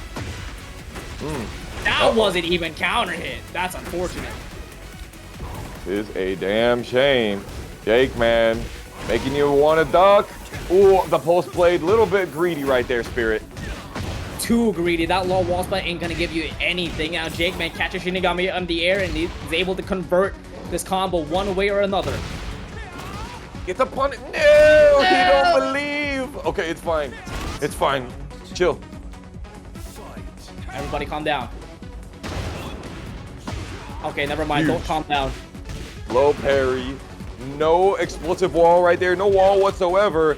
He's not going to do it to him. Shinigami, you know you're going to break 2. That's fine. You will take the Dragon Sleeper damage and you'll like it. Oh no, you're not supposed to take that one though. He pressed at the wrong time. A single hook disaster at category 4. Ooh. Give themselves the perfect Jakeman. What a statement here. Man, he's a young man, but he hitting him with that hurricane. Nice sidestep duck into the wall standing 2-2. He is on these reactions. Sidestep realigning so that he can make sure to be able to get over to that wall. Didn't get it though. Ouch. You hate to see that. Jakeman had the right read. He was going to go for the power crush, so he picked out the best decision possible. And Shinigami, not dead yet after the running powerbomb. He's got a chance. He's able to win the challenge with a down forward 4-4 and regain a decent amount of health back. A pixel, a dream, the devil may cream. There it is. The Hitman stance 2. Just when you think you're sticking to him like glue, it goes with like a 1-2 punch. And there it goes, my man. Shinigami still in it.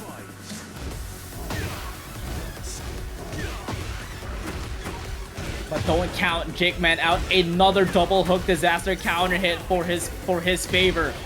No wall explosion, but he's gonna bring the drop with this power bomb. A lot of lows. JAKEMAN still continuing to go for the beast armor. Not worried about it. Does I have enough life to survive this? You're not going to be able to survive the back 2-4 though.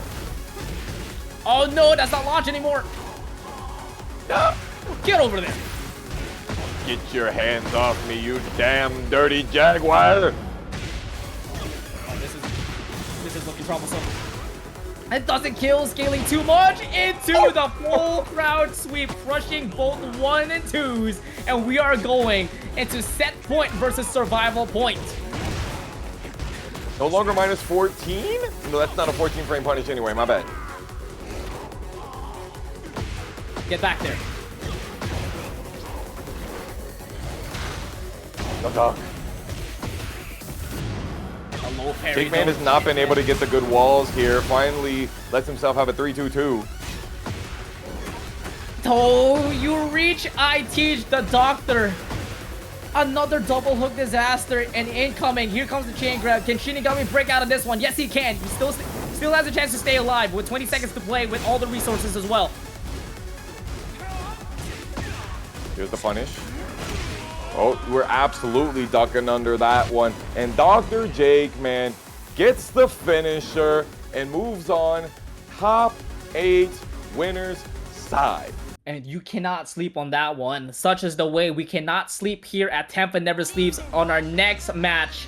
tommyp versus Joonya 20Z. A Mishima face-off for top 8 winner side. Starting off with the 2 electric wing god fist. This one is gonna be a banger, guys. You already know there is insane amounts of matchup knowledge. tommyp is a Reina player himself, and he has been playing both Jin and Reina this whole time. 19, 20 months since the game has been out, and Joonya has been on Reina for that long. Don't even think of the fact that Joonya doesn't have a Jin on his hands. However, he's gonna receive a big-ass boot in his face. Joonya went for the parry the first time, it worked out. Nothing really amazing off of it. Went for the parry the second time, Tommy said, you are not allowed to do that on me, with a running 3 into the walls flat. I like it. Already we're seeing different layers.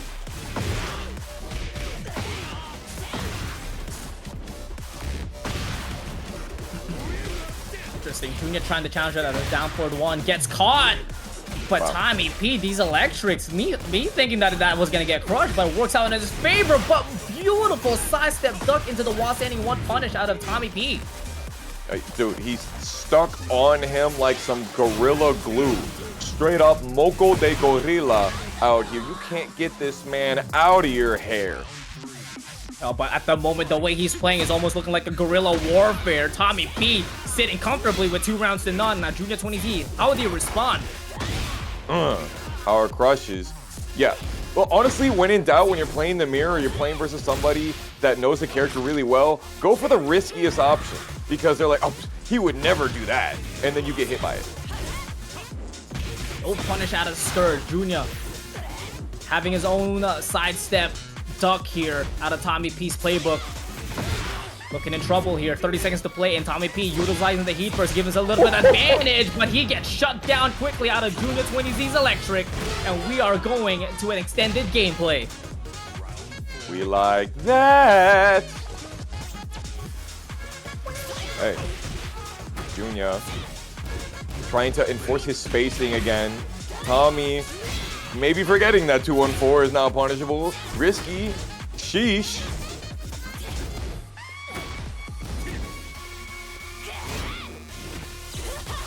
Giving a lot of respect at the moment for tommyp. Joonya sitting on the life lead currently, but that quickly gets taken away out of tommyp. Nice call out on the 4-4-2-3 as tommyp able to duck and punish with the wall standing 2. Bro, he hit him with the Mei shuffle on that one. That was nasty work. Joonya 20Z running with the electric wing godfist. I definitely got hit right there. Wall splat not happening. Heat smash getting his way out of the map. Yeah, Joonya challenging well, able to win the fight. He's got the life lead and chipping tommyp quickly as he gets caught ducking out of the incoming mix-up. We are going into a final round for game 1. That's what I'm talking about. Celebration on the sense, celebration on the scene here. Demon Paw going right through. Both of these guys really giving a lot of respect to each other right now.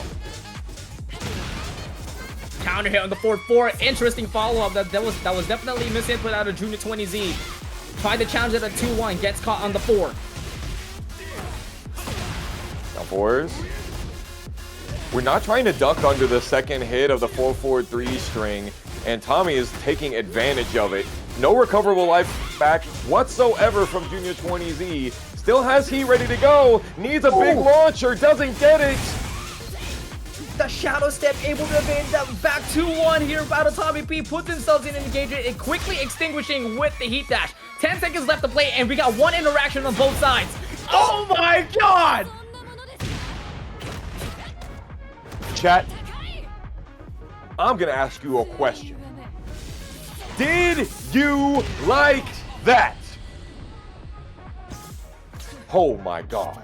Chat, That was just game 1, bro. I need y'all to clip that. I need y'all to clip that. That was insane. What a comeback. What did I say? What did I say? One interaction left, and Joonya brings out the absolute cinema to end game 1. Bro, I gotta look at the numbers. I gotta look in the past. He was down. How much health was he down? Almost to Oh a my pixel. god. I'm looking. Yeah, he was at pixel, like straight up. For like 20 seconds, he had nothing. It all started with that walk, that back walk to evade that back 2-1, and it quickly changed the tide up. Let's see how Joonya's gonna carry this momentum. Bro, I would be so cracked off of my own play if I was Joonya, but he's still got way more to go. But confidence is definitely something you want when you're playing Tekken 8.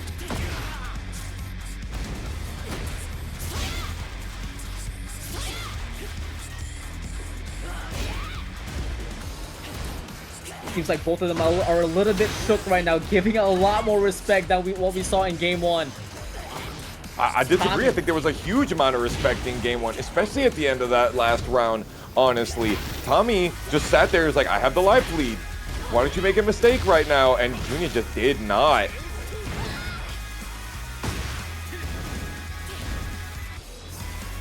$15. Both of them equal health. Still heat. Trades out. tommyp walks out with a profit. There you go. Perfect wall splat. Couldn't finish that. Ah, the classic 1-3-4. With Savage Sword would have killed for sure, right? I think so, but walls on this stage do not allow you to make decisions like that. They make the decisions for you. Uh-oh. I don't understand why the Sentai 4 just, it refuses to be able to wall splat properly on this stage.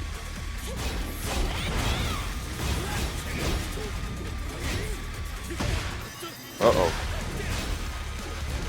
Having to deal with a lot of plus frames here, Spirit. Immediately going to minus. Tommy catches Joonya jabbing and able to punch him with the wall standing 2. It doesn't kill just yet. We've seen what we can do last game. Joonya, can you do it again? Stacking plus frames, and finally he went for the hell sweep. Not often that we see that for Joonya 20Z, at least not in this matchup today. Tommy looking to mount a comeback of his own. Yeah, trying to clean this up quickly to put himself into equalization point. The perfect spacing. Joonya's ready to get these whiff punishes. Maybe not the perfect spacing every single time. Tommy trying to bait out a little bit of it. Reaching, trying to do some teaching.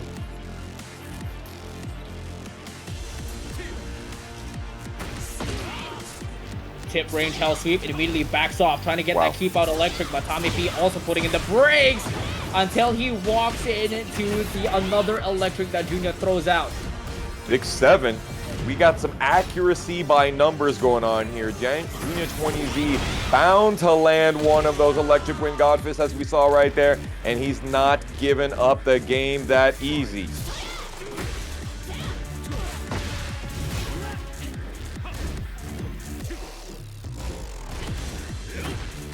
Ready for that delay. tommyp not reaching. Spacing, dude. And the keep out. Not even choosing to use the electric wind godfist because somehow that is so telegraphed. These guys are both so reactive right now. And Tommy sitting with his back to the wall, taking 15 extra damage from the guaranteed throw out of the Heaven's Wrath. And now it's that time, Spirits. Set point versus survival point. tommyp realizing that he's gotta do something against Joonya. He cannot give him a lot of room to breathe or else he's gonna suffocate him. He's gonna go in the offense and he's doing that very nicely with the Hell Sweep to end things off. Now back into neutral. Playing a little bit of keep out, both straight sides. up nooch dog. The movement. They're playing some Tekken right now, Tony. You already know. More Heaven's Wrath. Go ahead. Take more of this chip damage. Oh, you got caught by the classic. And your own character, 20 seconds to play. Both of them on equal health. They both have heat. But Joonya 20Z has got the upper range here. He's got a whip punish with the electric, but the combo gets dropped as tommyp exposes it with the sidestep opening out of the can-can. He's alive. He knows the Oki, but Tommy stays on top of him. What a roller coaster of emotions. Sheesh, talk about cinema. We were straight up Universal Studios on that one. We got ourselves a sequels coming up for you. Don't go anywhere. Game 3 around the corner, and these two players are giving us an absolute fight to remember. What a roller coaster. That that was a crazy game. Back and forth so many different ways. If Joonya hadn't dropped that combo earlier, that would have been 100% everything he needed. But you know what? What we need is a game 3. Here we go. Tekken Never Sleeps, number 87. Winner side top 8, our final qualifier.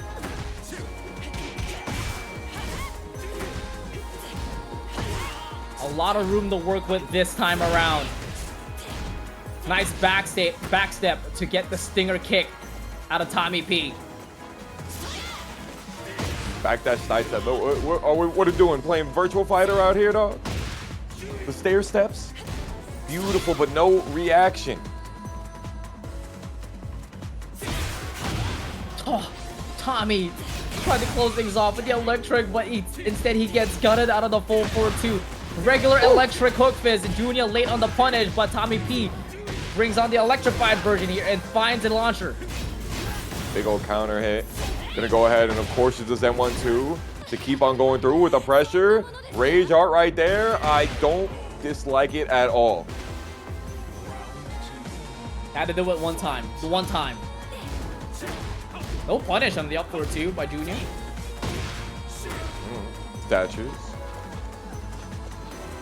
Bro, it was such ball knowledge that Tommy saw him whiff down 4 earlier and then punish with Electric Wind Godfist, knowing that it does recover standing instead of crouching.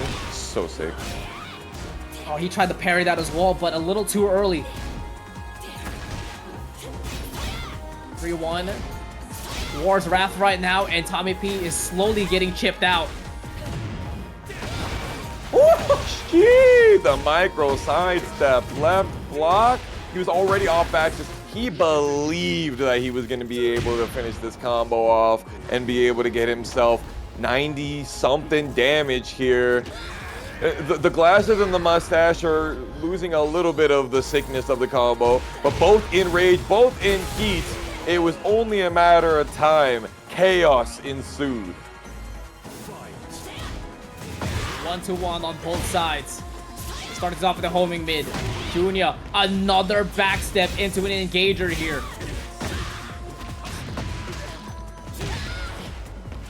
And then with the cutscene. Joonya Not hit confirming the second hit of the power crush, not sending it. Still has plenty of heat, 2/3 of the meter. Great challenger as well out of the Zen, out of the forward 4, out of Joonya.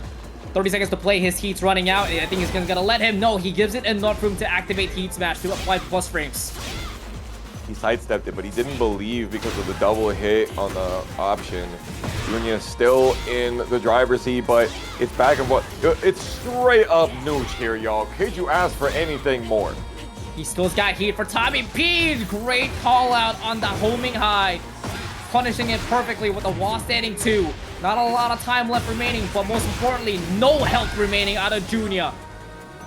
Dang. I thought it was going to kill, and it didn't, but the time ran out all the same. Statue kicking it down 4. We've seen that sequence a couple of times. Joonya just taking a couple of pokes down low. No punish proper. Joonya and Tommy are just straight up layer 57. 1-1 into Zen 3? When was the last time you seen that? A really, really long time, bro. The next thing you're gonna see is the up 1. No, but he's gonna get his jewel snatch, and we are going into a final round. Top 8 qualifiers. Who's booking themselves in winner's side? Like intimidating dashes. Tommy still rocking with that stature kick. Tried to hop kick, but wasn't aerial in time for it. Come here.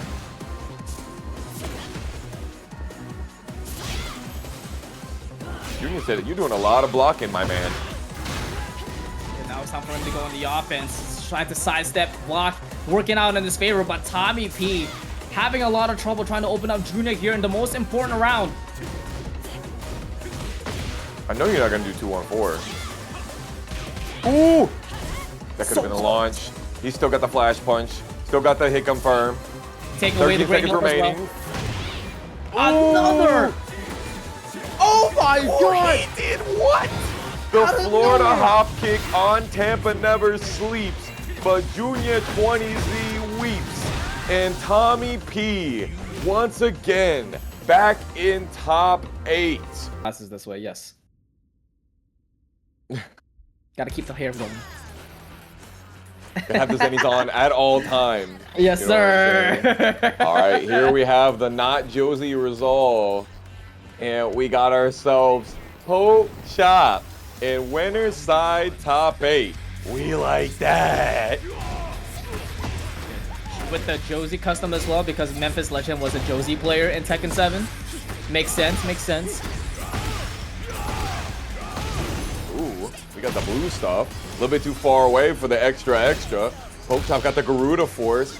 Legends throwing the throws, stopping any sort of tomfoolery. What was that pickup?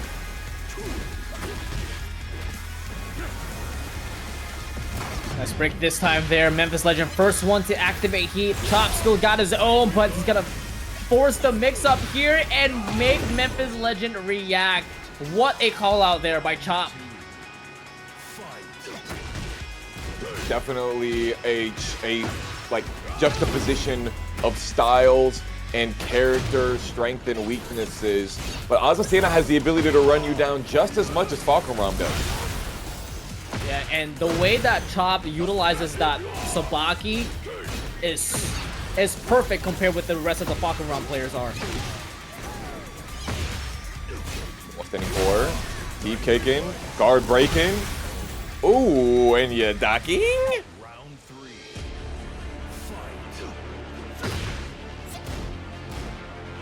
He was definitely ducking that time. Missed out on the punish though by Chop. Oh, what a challenge, interrupting Memphis Legend's strings and getting himself engaged with heat. Forcing him to mix up one more time, but Memphis Legend retaliates with the mock punch.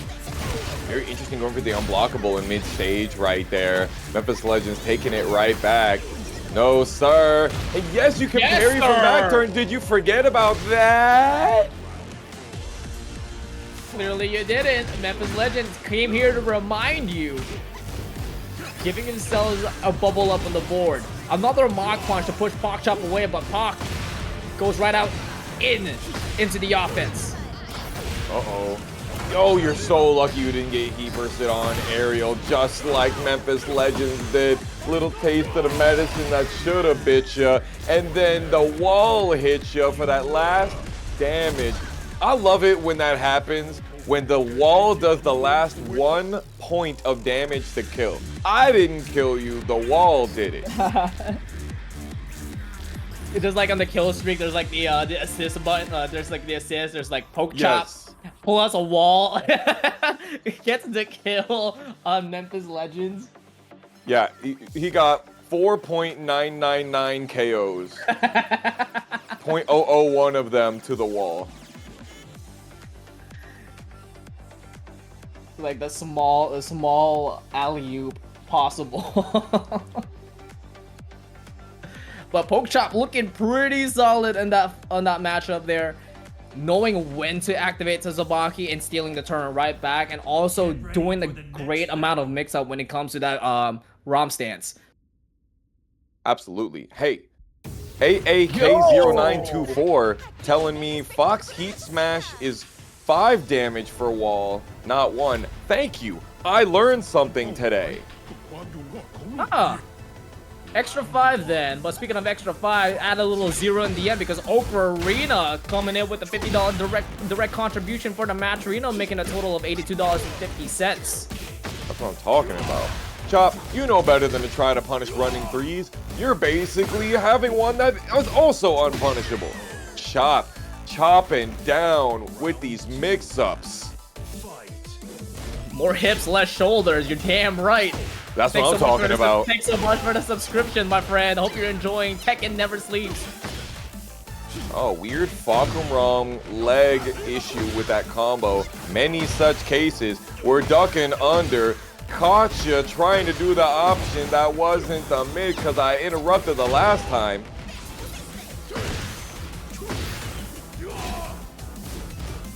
He's staying on top. Oh, he definitely staying up top because he got sent up in the air. Memphis Legends trying to take the turn right back, but Chop going for the fakie. But here's the reality. Memphis Legend uses the Rage Art to rob him out of this second round. Yeah, if he had gone for just a full forward 3 instead of the cancel, he would have probably stopped that Rage Art from coming out. But, damn shame.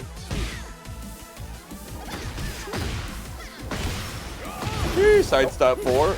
Bro, his sidestep 4 usage is out of this world. Especially at round start. Many such cases for Fahkumram players. He's just chilling, waiting for that high to come out, getting the punish. Un castigo grande for Azucena. Trying to get right back in the offense, but Pokchop says no, putting himself into set point. One more round to get himself to top 3, but Memphis Legends starting things off here with the sucker punch. I like that a lot, using the 1+2 because Pokchop's using a lot of the sidestep 4 round start. Tracks well to her side if you do sidestep button. Oh man, he reached, so he's definitely gonna get taught with that one, but stopping him in his tracks with a down jab. But Pokchop able to read that hell seat from miles away. Ooh. And sending him from coast to coast, but the wall ender does get missed out, but he's gonna go right back into the offense. Not ducking. Can't sidestep right because the wall is over there. Pokchop using the wall standing 4. And I can't believe I'm saying this in 2025. Pokchop, TampaNeverSleeps, winners, finals. So it was a civil war, and they know a trick or two up on their sleeves with this matchup. We're about to find out, just like what you said. Will it be straight offense as we are seeing right now, or is it going to give a little bit of discipline in the end? But right now, tommyp looking clean with an electric hook fist right out the get-go. Got all of it as well. Dr.theJAKEMAN needing to go on pins and needles, be a straight-up aromatherapist, talk to the orphans, let them know, get that heat engager. Nicely done, break out of it immediately. Interesting. Spent the heat to go into the immediate Jaguar, and Tommy is definitely still going for that extremely defensive style.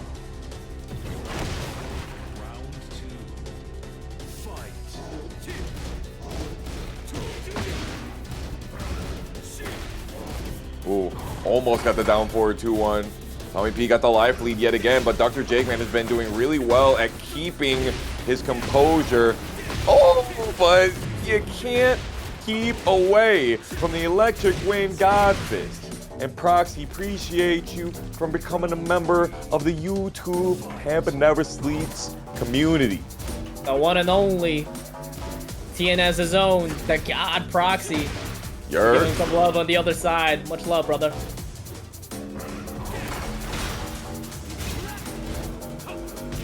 Yo, the spacing game is crazy. Bro. $25 extra to the match arena contribution, making it to 126 in the prize pool. Appreciate it, guys. Oh, what a find. It's gonna be a beautiful night. Oh my God. Hit him with the left and the right. Dr.TheJAKEMAN with his back to the wall. Careful you don't get hit by the giant swing. And it ain't gonna happen. We got a swing of emotions instead as tommyp kept it clean with the back 2-1 to get the round ender. Now putting themselves into match point. We need like to change the title of the stream saying that there's one Armor King left in top 8. so people stop asking. Yeah, yes. That's the actual truth. Armor King is back and there's only one. Look at JAKEMAN. Shimmy, shimmy, breaking the shining. I like that. Yeah, forcing out the heat dash to get back into the pressure, putting themselves into the driver's seat. No heat remaining, but a decent amount of great health to get back to make a difference. 20 seconds left to play, and JAKEMAN just trying to bait something out of tommyp. RB Cris and Shadow 20Z. Yes. Aha! You can't break them all. He's not gonna hit the wall. Still got plenty of life to live, and Heat Burst is a great option. Tries to go for the keep out hop kick, but Heat Smash will stop all of that. Final round for game 1, folks. And delays Just the do double it. hook disaster. tommyp reaches and faces a disaster. You already know this man here, the wave dash master, ducking the spacing, immaculate from Dr.TheJAKEMAN. But tommyp giving him a taste of his own prescription. Calling himself the master, but tommyp switching things up, making things faster, but JAKEMAN right back at you, making it even laster. Ooh, okay. The straight up wall splat into side turns constantly. Nobody allowed to get their full damage. JAKEMAN tries to go for another double hook that doesn't, and yet another duck under. tommyp winning it with defense. The tail of the tape that tommyp has been playing in this entire set has been sidestep duck. Yeah. In this case, just straight committing to ducking the strings and eventually ducking the grab to get that punish. Nicely done there. Nice adjustments out of tommyp. Fighting game players' biggest weakness, commitment. But tommyp on the tippity top of our bracket in winter semis, no less. Dr.TheJAKEMAN did a really good job of staying composed, even though tommyp, typically he was holding on to that life lead with an iron grip. But let's see what Dr.TheJAKEMAN has in store. Bigger stage could mean a different page getting turned in the chapter of Tekken Never Sleeps number 87. Yeah, starting things off here with an early drop out of the wall standing too, and JAKEMAN picking things up out of the low parry. Ooh, not committing to the ducks.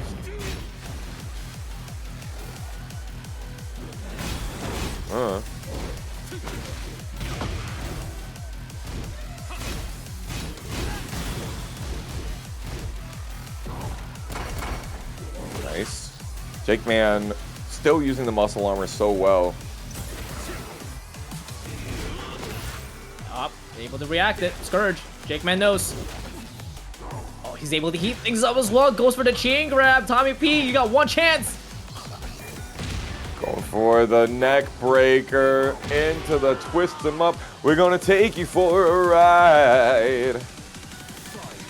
Feeling marvelous on that one on round 1 for JAKEMAN. Counter hit, 4-4 neutral 2 into the lariat follow-up. Catches it with the mid, but no counter hit. Yeah, tommyp able to duck it, but no punish, just like what you said.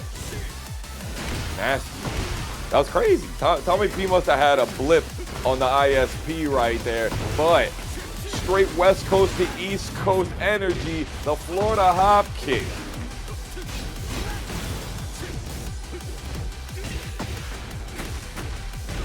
For the hop kick, forget about that. He's got the double clicks on the double hook disaster for JAKEMAN. Down forward 1 to immediately spike him down to get more damage afterwards. Run into him, runs out of the wall, and there goes the giant swing. You definitely gonna be hitting the rails. Actually, he didn't. He didn't, huh? He did it. That's surprising. He only got railed by the amount of damage. Dr.JAKEMAN with the sidestep duck of his own. Michael Knight hitting us with a $15 contribution. Appreciate you. You've been a day once A1. Dr.JAKEMAN now needing to keep this lead. He is on hit it or quit it here. Lucky enough, he had the right range to activate Beast Armor, so the down 4 wouldn't negate it, but the Scourge will negate the Jaguar Dash instead. JAKEMAN looking in trouble, trying to absorb the damage and pushing me out of the way with the Heat Dash.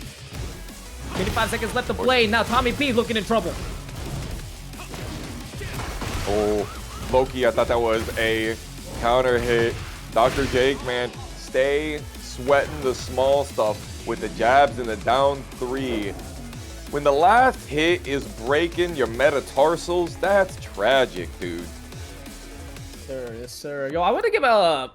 I'm not gonna give a quick interruption real quick. I'm gonna give a huge shout out to all the Match Arena contributors real quick. Like, you guys have been riding a train with these direct contributions. Obviously we claimed every single code 0 out of 50, and these contributions out of your own pockets, out of your own choices. So we really appreciate you guys contributing for the community. And now here we are rewarding you guys with some more good ass games. Here comes game 3 for winner semis. Let's go. tommyp, he done 8. Dr.JAKEMAN here on the Coliseum of Fate. Oh, wait. Are we gonna get all of it? You know he's not gonna get him all of it. Yeah. Usually the third hit gets broken. I don't know what it is. They just got the right timing here. Speaking of timing, tommyp have seen too many down 4-2-1s here out of JAKEMAN. Since that right block didn't work there. Usually it does, I feel like. Must be king sidestep. Oh. You see that? I did. How did that whiff? That's that right duck. They do talk like it's a kryptonite, like it's a straight up silver bullet for defense against a lot of characters, and it's really working out for both of them in this match. Ooh, I like the mix. Did you see him hold that duck like it was straight out of his Jeep? He was not gonna go nowhere without that duck. And yet you talked about fighting game players and being scared of commitment, while JAKEMAN is fully committed to that. He was. Insane by the doctor. Show, guys. Maybe put a ring on it. There you go. Does tornado? No, I don't think so. After 1, a lot of wall carry on that. Oh yeah, okay, I like that by Tommy, keeping it simple. 2-1, immediately going for the down forward 1 to keep themselves back into pressure.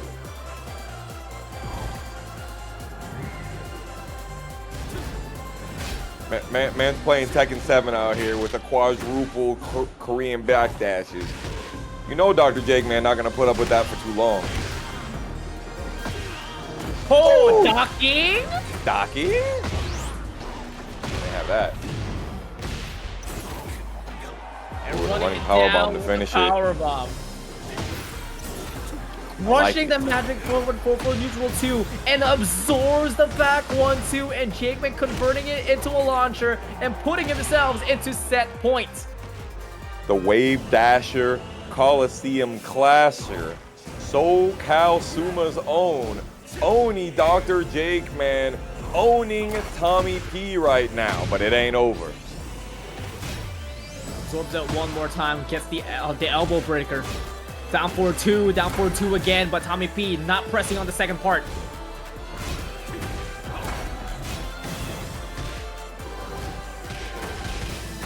Nice punish. 37 for that is real damn good. Tommy P still has heat burst should he choose to use it, but he's on the floor. Can be difficult. Moonsault, Prince's strategy not working out. Yeah, both of them got up at the same time as well. Tommy P has enough window recover to activate heat burst, but immediately uses it on the heat dash. 15 seconds left to play. That's gonna put Jakeman into rage position. Nasty.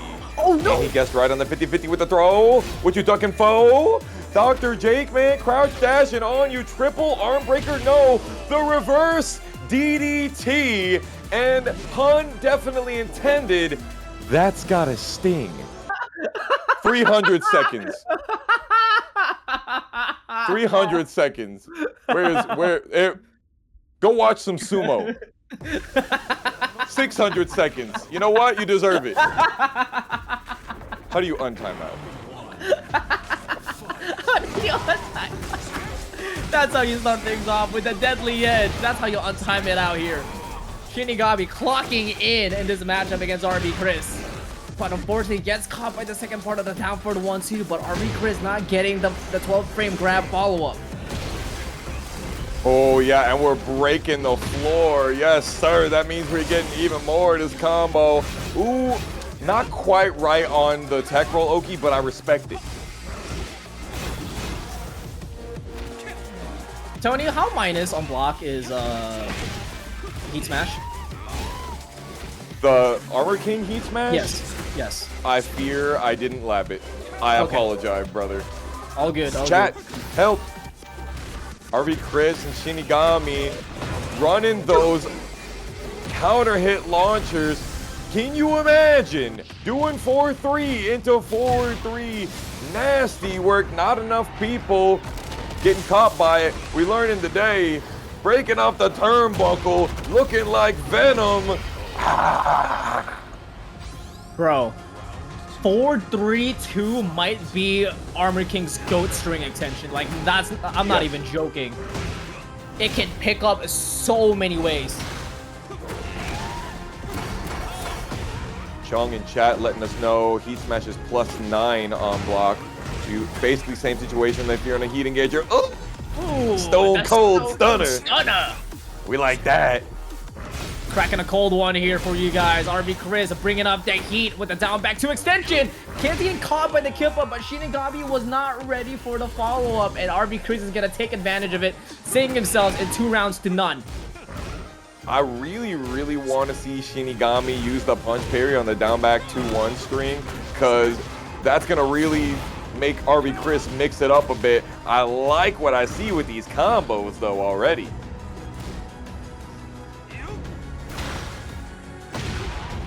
Oh, tries to go for the triple fang there, but RB Cris catches him with the got launcher. Goat launcher. Up back 1. Okay. Look at all of the pressure. What you gonna do about it?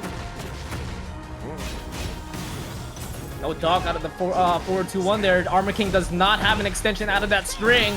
But right here, Shinigami's gonna extend his confidence as he's able to block the down back 3 and securing that round. Shinigami staying alive and extending gameplay. Yes, sir. That was a creamy wall combo right there. Devilishly so. Nice. Another stunner with the back 4.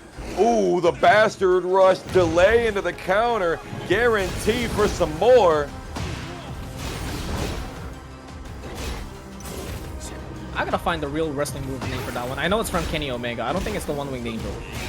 I gotta do the research on that one. Fire. RB Cris really using those BJ mix-ups here. Oh, Shinigami says I gotta sweep like that myself. Applying the pressure out of the heat dash and trying to use that 15-frame high crush 4-4-2. But RB Cris able to crush his high with his low to get the game. Storm break from Will Ospreay. Okay, it's not from Omega. Got it. Thank you, Aries. Right. Yes.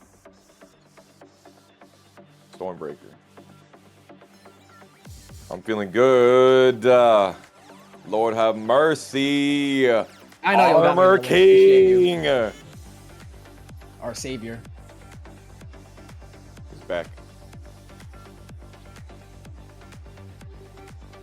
I'm just so happy. The amount of times that you and I have talked about Armor King needing to come back and it finally happened, it's a dream come true, truly. Honestly. And we don't even play Armor King. We don't. Honestly, I have PTSD from Tekken 7 Armor King, from so many different Armor King players beating my ass up against the wall with Lariat. Lariat used to have way more pushback. Like, you could do Lariat at the wall, and it just pushes you back even further, so you could do another Lariat. It doesn't work like that anymore, it seems. I definitely labbed that. Thank you, Inquisitor, for putting that fear of God into me. Tisk tisk. Get ready for the next battle. But now Imagine he's becoming... having both of his characters, bro. Yeah, I know, but and not playing. We miss you, bro. You'll see him soon. Ooh, down 2 into the heat engager guarantee. Yo, what was that? I like that. Okay, we're getting all the way over there. Trying to save the tornado for later. No, he'd already sent it, I guess. Hello, Kip Up. He knows some of the Oki. He knows the movement, but the 2-2-3. The G-Clef is not going to play his last note, unfortunately.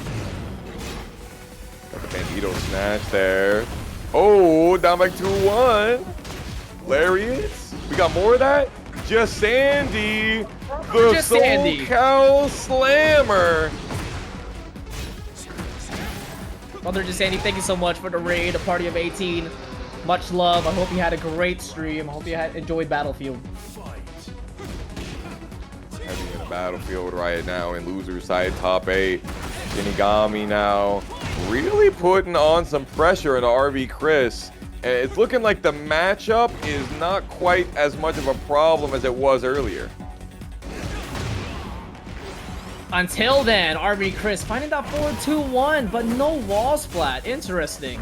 Shinigami able to fend him off quickly with the G-Clef, but RV Cris right back suffocating him. Shinigami is really happy they didn't get wall splat by either of those things, the down back to win and the Shining Wizard there. Look how active RV Cris is in his movement. So compact and yet so constantly chaotically moving. RV Cris could have had that magic for a launcher if he fully sent it, but he misses out on the throw break. Shinigami unable to break the giant swing, and RV Cris evening up the round. It's Shinigami's kryptonite, I fear. Breaking giant swing. It is unfortunate, but he can still overcome. We've seen it happen more than once. What's that? Up forward 1, right? No, up back 1. That move. Yeah. Insane plus for instance, man. Yep. Especially in Heat. In Heat, you get +8 into Bad Jaguar. You just get that. Ugh. Oh, kill him!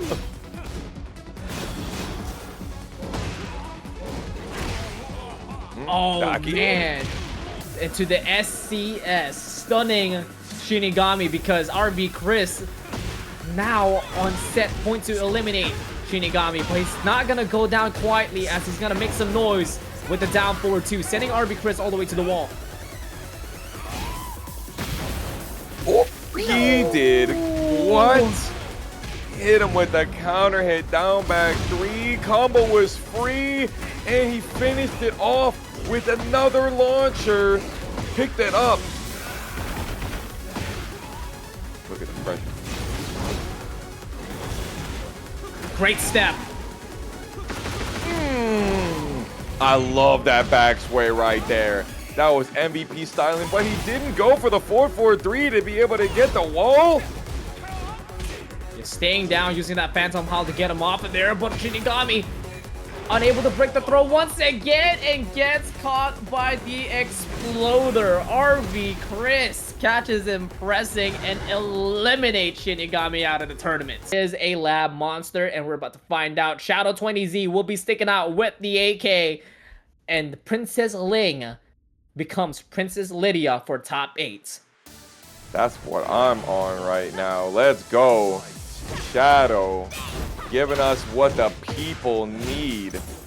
We shall see. Oh, he tried to throw. I was literally about to say we'll see if he chooses to not do a throw. And in this case, he has decided that throws are kind of important. There, Shining Black. Also, yeah, he's able to get the 4-4 neutral too. But was a little bit too late on the guaranteed heat engager out of the Bad Jaguar. Got him. Okay. That one, that never stops.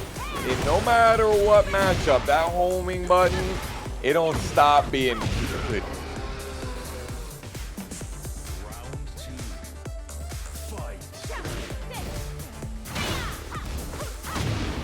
Woof! Trying to reach for that down forward wall, but peeling. Immediately using that heat engager, stopping Shadow 20Z in his track. Now he's got to hold everything until then. Instant Shadow Step out of Shadow and getting that heat engager. 4-2-1. And putting peeling all the way to the wall. He really waited to be able to get that. There goes the down back 2-1. Got to be really careful with that up against peeling. If peeling knows ball, if he knows about the punch parry of the second hit, because Lidia has a lot of damage from her punch parry. She gets 30. Shadow looking in trouble though, as peeling exposing those ankles, putting himself 2 rounds to none with 3 on those heavenly stacks. Counter hit guarantees the heat engager from the Bad Jaguar. 4-4 neutral 2. Going forward with the black guard. Dealing though with their own heat engager. And what a backdash. Yeah, missing it out on the punish as well on the 1-2-4. But damn, the steps out of Shadow 20Z looking crisp right now, but peeling not stopping the offense. Orange and just stacking more plus frames. You're gonna have to duck sometime.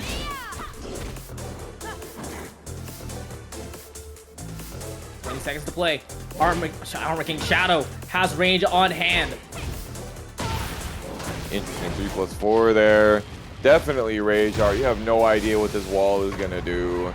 And of course, we gotta have the GOAT Rage Art. Oh, I love this thing, dog. Oh. They did this character right. They did. The GOAT. The trade, and Shadow 20Z flips on through to get the combo. Shadow nicely done to adjust themselves, putting themselves in the driver's seat, stepping out of the 4-4-2 and getting a quick jab punish out of that. Uh-oh, you lucky you didn't get wall splat by that. And then the Shining Black. What a sick attack. Final round for game 1. The first attack comes in out of peeling, getting themselves into heat and bringing a little bit of heaven and earth mix up, but Shadow sends peeling up in disguise with the wall standing 1. About to send him from coast to coast with the wall carry as well.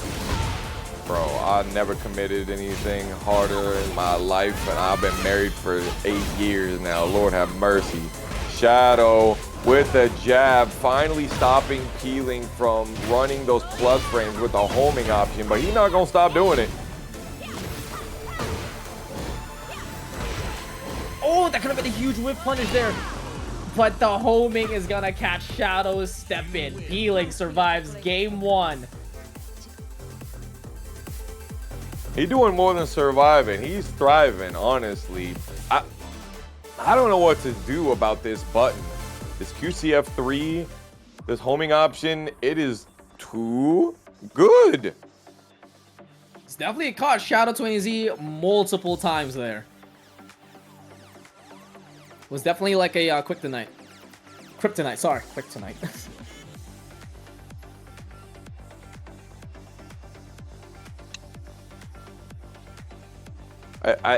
It just feels like that way every time I watch somebody play Lidia. It's a high. Yeah, it is a high. It is a high. And it's floatable.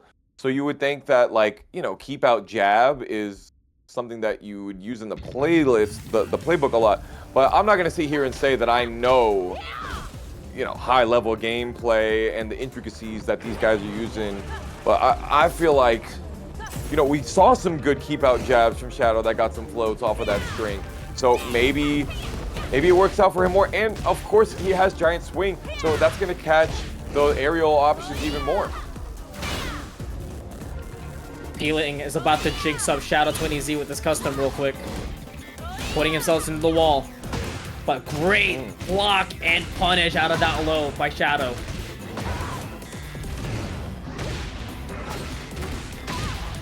What you going for? Ooh, Yeah, what you don't forget pressing about for? that. Upward one is such a good button.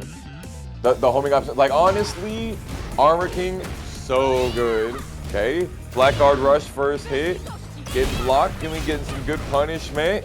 And Shadow, not perturbed, he's like, I'm gonna challenge. Oh, sidestep for no counter hit, but give Shadow20Z a side wall splat, and he's able to convert it into a wall carry to the other side instead. Maximizing the damage. Insane, wow, dude. 74 out of that one into the dark clear call out, but unable to follow up the combo. Tragic that we didn't get to see the true dark upper in a full combo. That's the first time we saw it while standing to tonight get a counter hit. Healing, trying to stop the bleeding, going to get all this recoverable life back and take away the capability for Shadow20Z to get any. But look at the sliver of heat. Shadow20Z has enough space to be able to rock it, but Peeling rocked the entire political storm. And Shadow20Z, while the body's still warm, definitely getting a little bit closer to death. Counter hit on the 4-foot neutral 2, getting themselves the Ruffian double smash. Put themselves in the heat and stunning Peeling on the process. But in him quick sidestep one out of Peeling to match the temperature. But what a call out by Shadow, getting that giant swing out of the grab. That's what I'm talking about. We're rocking that. Yeah, and then the heat smash. We are on it. Get back down there. Solid kick. Into the big boot.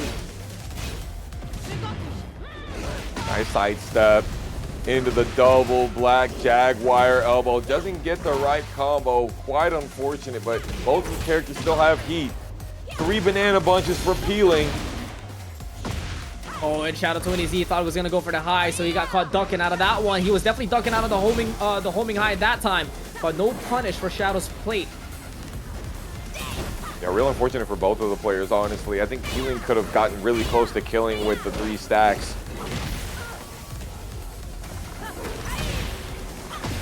Sidestep 4-1, the very tip range here in Peeling. Can you close this one out? Oh. No, just a magic sniffer of health. But the mid's gonna catch Shadow20Z, and we got ourselves set point versus survival point. One go.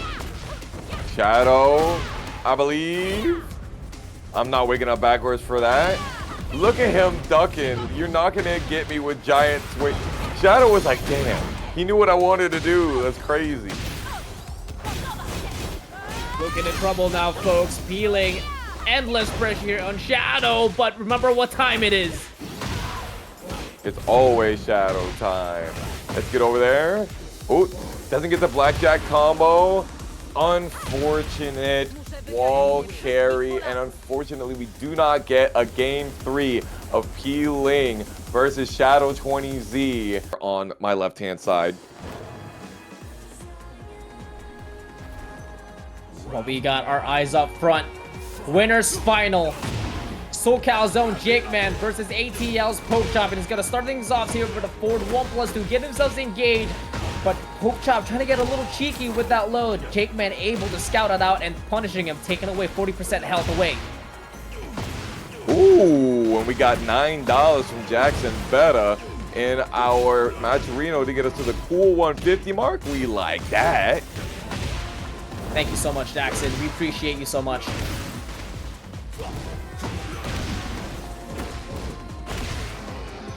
Great block on the down jab, punishing it immediately with that wall setting forward to get tempo. Nicely done there for Pokchop to get the first round. A lot of crouch A lot of the full crouch. Up forward 3 from Pokchop. Getting that heat engager. We turning it up.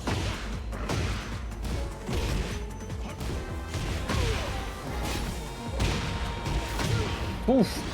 Counter hit on the shove. JAKEMAN, first one. Second one actually to be engaged and extinguished immediately. After the dash, applying pressure with a double hook disaster, and he's gonna get all of it and sending Pokchop down with the running power bomb. Interesting, down 4 instead of down 3. Very interesting option for the Oki right there. Still worked out. Pokchop running with those big callouts with the back one. Very interesting. Here comes a chain grab here by JAKEMAN. Pokchop, can you break out of it? Unable to break the third one. JAKEMAN's gonna extend it. Yeah. He's gonna get all of it. No, you can't. No, you cannot. 6-7 is definitely gonna be the stopping point here. Nice little pillow princess strategy right there, delaying the get up for just a moment. Chop not getting punished for the down forward 1-4 is tragic. But it doesn't even matter though. JAKEMAN able to find the magic out of it and getting the round, getting the lead here. Trying to get that side step 4 call out, but no punish on JAKEMAN's side. Tragic. More the lashing squall. We're stacking plus frame. It's plus frames into lows. We've been seeing that meta quite often tonight, not just in this set. What an armor, absorbing all of that, and JAKEMAN converting it into a heat engager instead. Double it down. Yes, sir. Quadruple forward 3 combo. We on those. This not gonna kill because of so much scaling because of the heat dash. Chop wakes up a little bit late. Down forward 1, doesn't finish the string. What a surgical moment at the end right there. Catching that last whiff punish into the jab. The thing is too, Chop even like delayed on the get up kick 3 and JAKEMAN was still ready to react to that. Yeah. So sick. So ready. At all times. You already know that's the way that the Dr. JAKEMAN goes. And we got ourselves our first of 3 of the night, y'all. Let's not forget. Yes, sir. So we got more games for you and me. Get ready for the next battle. Hope y'all are vibing with us, feeling it. Dr. JAKEMAN and Pokchop. Here we are at the very top of our winners finals. Dr. JAKEMAN is feeling hot, I think.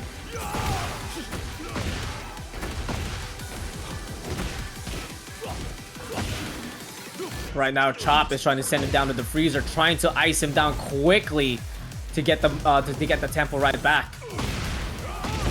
Jeez. Big power team kick. Pokchop with the Garuda. Yo, the homie Bloodhawk in chat. What's good, Steve? Hope you're doing well, my friend. Oh, NYC TEKKEN checking in. We like that. Chain throws as well. We like that as well. Chop going into the ROM stanza mix-up, but JAKEMAN not pressing anything, just holding back. 4-4-2 +7 into +7 into I know you want to press on me, so get hit by this frame tight. JAKEMAN extending the lead here. Another one. Pushing him even further to the hot dog concession stands. Garuda. JAKEMAN using that shove a lot right now. No hit confirmed with the 1-2-1-4 for Pokchop. Unfortunate, Dr. JAKEMAN takes advantage. Whoa! Forget your spring kick. Here's a turtle wall slam for your troubles instead. Ooh, we're canceling. If Chop's able to find his heat engager, which he will not, he's gonna get floated instead. JAKEMAN denying the potential of comebacks here and sitting pretty 2 rounds to none. Chop is gonna have to level up and become his awakened form of Toguro. Because right now, it is not looking like he's able to get past the spirit gun of Dr.TheJAKEMAN's artillery. Oh my god, that is a setup and a half. JakeMan trying to bring in the capital punishment, but punishes Chop instead on the wake-up option. But Chop not stopping this offense here, diving right back in. No back 1-2, no back 2-1. 14 frame punishable, and all we got was a 1-2. Pokchop taking advantage of all of it. Got away with murder.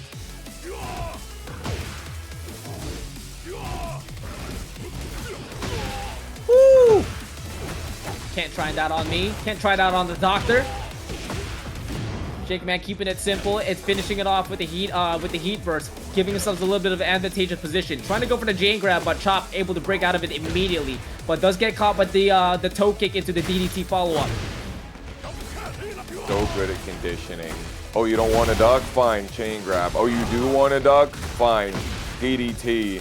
What in the 360 we got going on right here? Straight out the Xbox. No 14 frame punish. Still had to be able to get something extra off of it because suboptimal. But what's not suboptimal is Dr.TheJAKEMAN being 2-0 here. The doctor is looking clinical against Pokchop right now. What do you think he's got to do here, Tony? Chop?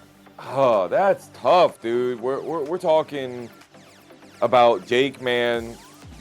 For me, I'm thinking I don't see what I saw as much before. I don't see as much of the spacing that I saw with Chop. I don't see as much of going for the lows as I saw earlier in the set, and not as much of the stacking of plus frames. What about you, man? Ready for the next battle. Right now, I think he's just gotta control tempo here, not give JakeMan the chance to like press any buttons, because Chop's gotta abuse those plus frames as much as he can, not letting JakeMan give a single inch of confidence.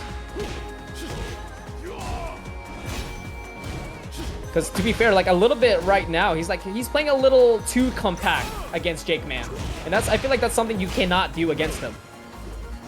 No, yeah, especially in the matchup here, right? Fox struggles against super up close and personal compact play, especially the shove, right? Sheesh, 4-4 neutral 2 into the clothesline from hell. Oh my god. Whipping right in front of the doctor. And JakeMan's gonna give you a checkup real quick and extends the lead. Now forward 1-4. Turn it up! Nice, down 1+2. Going under, sorry. Go with the 4-4-3. Now doing a lot more of what we were talking about earlier. We're gonna get some scaling off this Rage Art. 13 health is coming back though. What do you think about this one? Not a bad option here. He's gonna give some room as well to activate his heat. But thankfully for Pokchop, he was in the air, so a little bit of that was scaled, but so that gives him no problem to go right back in. You can definitely feel it calling in the air.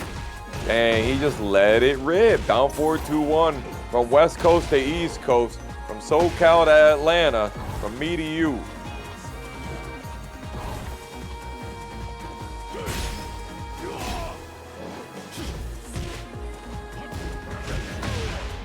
Wow. Committed on that down forward to get the punish as well on the wall, setting 2-2. JakeMan running up on Chop with the knee, and he's now on set point. JakeMan is certainly taking control here, taking charge. Still not getting great punishment on some of these Fok options. Maybe we're seeing him, you know, a little, I'm not gonna say the word, but missing that matchup knowledge here. He's scatterbrained right now.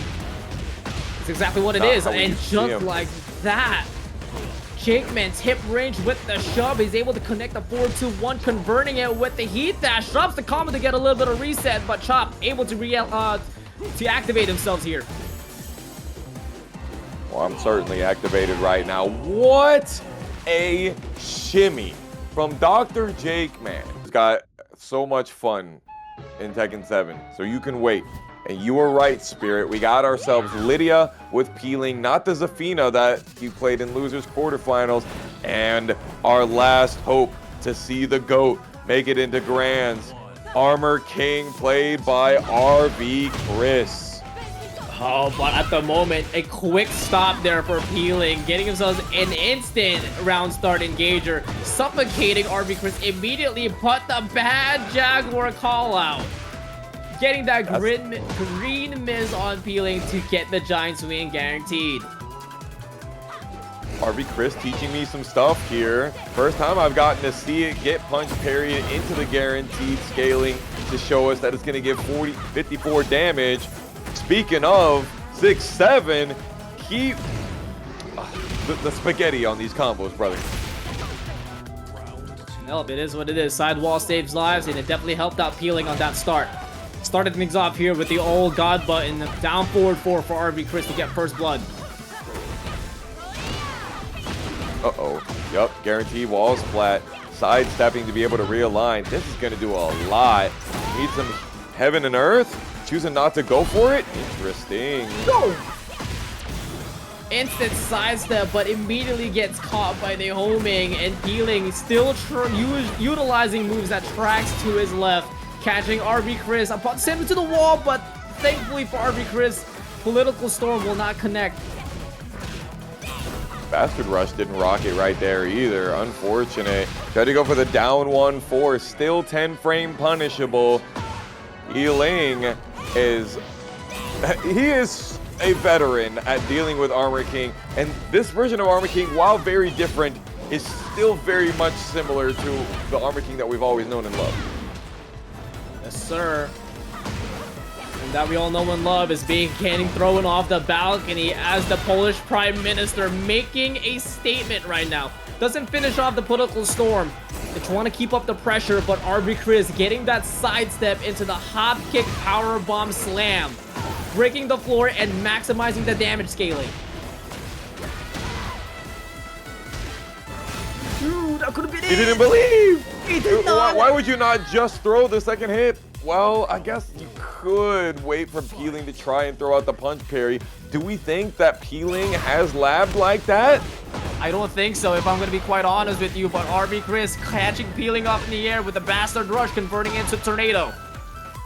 Jeez, that's a lot of damage. +3. We're seeing no punch parry from peeling. He had his chance. Woo! And getting caught as RV Cris sends peeling down with the electric chair power bomb. And finishing off the 4-4 neutral 2, we got ourselves a final round here for game 1. Nice duck. It's so difficult to catch him doing the backdash sidestep. The Quizzy step, as we call it in the Orlando.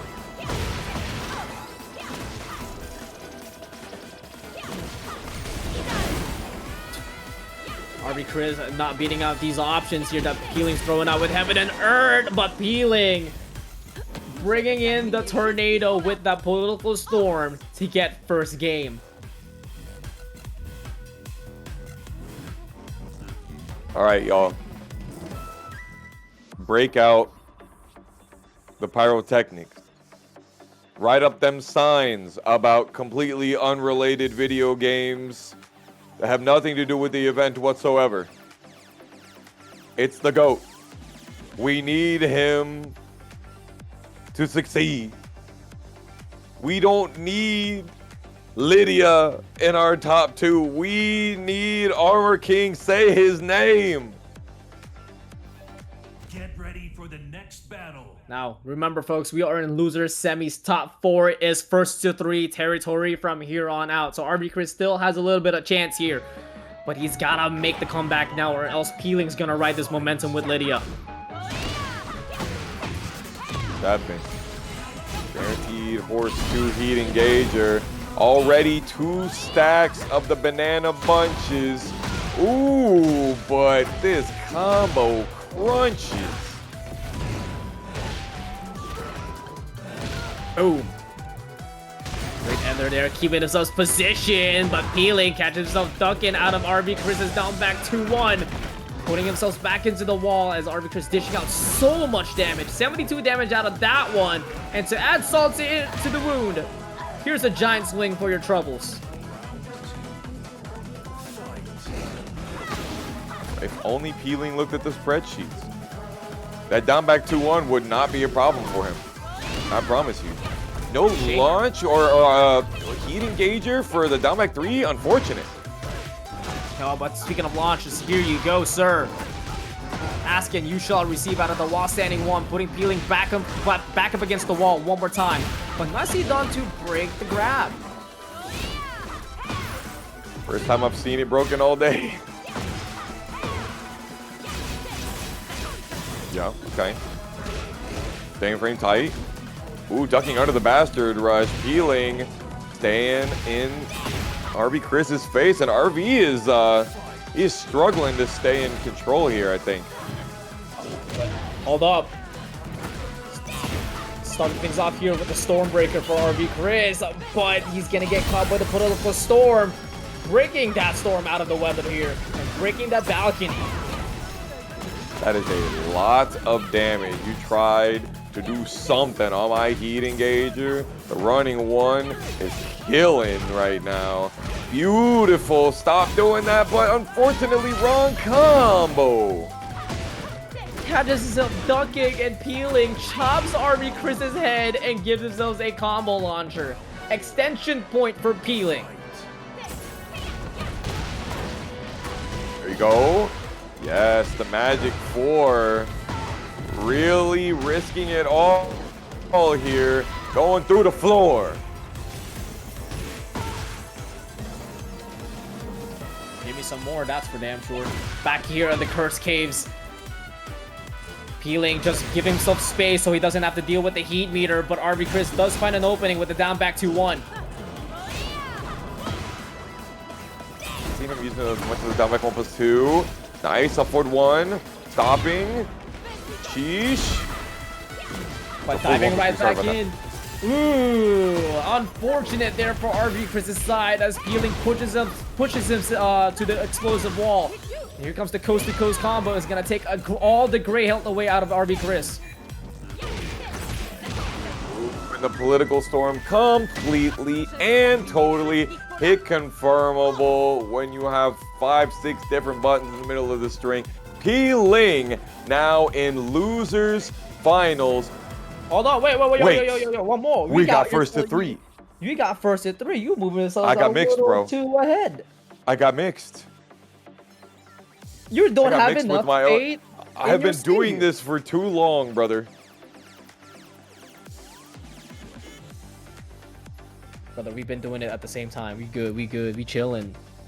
We No, I mean, like, I'm thinking back to Tekken 7 stuff. Bro, let me out. Tekken 8 Season 1s, yeah. I'm still, even though Paragon Line had done first to 3 for loser semifinals since the beginning of Tekken 8, I still get mixed sometimes. Well, don't get jinxed up here, Tony, because we got more games for you. The possibility of it being the final game. Let's see if Peeling can close it out.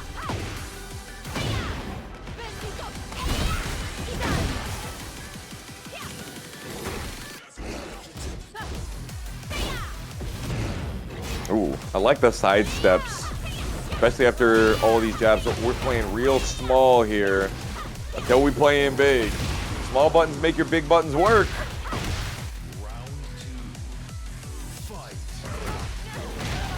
All right, starting things off here with the back 4 into the stunner follow-up, and immediately going to the offense with the 4-4 neutral 2, taking away about 55% health out of Peeling.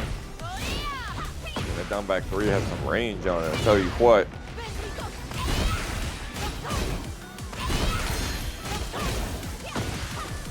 Gotta hold all of it. You trying to step to my right? Oh my god, I'm gonna step to my right. There you go. We like that. Get the rage art. Does this kill? This should kill. There's a lot of scaling. No, it's fine. Yeah. Because it was tornado and then just straight to rage art. Yeah, that was fine. Real good. RB Cris stopping the bleeding here, but immediately he's about to bleed out quickly as Peeling started things off here with a counter hit. But thankfully for RB Cris' side, the combo does get dropped. Nice. Got those. Now be careful. Don't realign on the side. Well, this actually looked perfect for RB Cris. Yeah, with the side wall access, he kept it safe on the wall ender as well.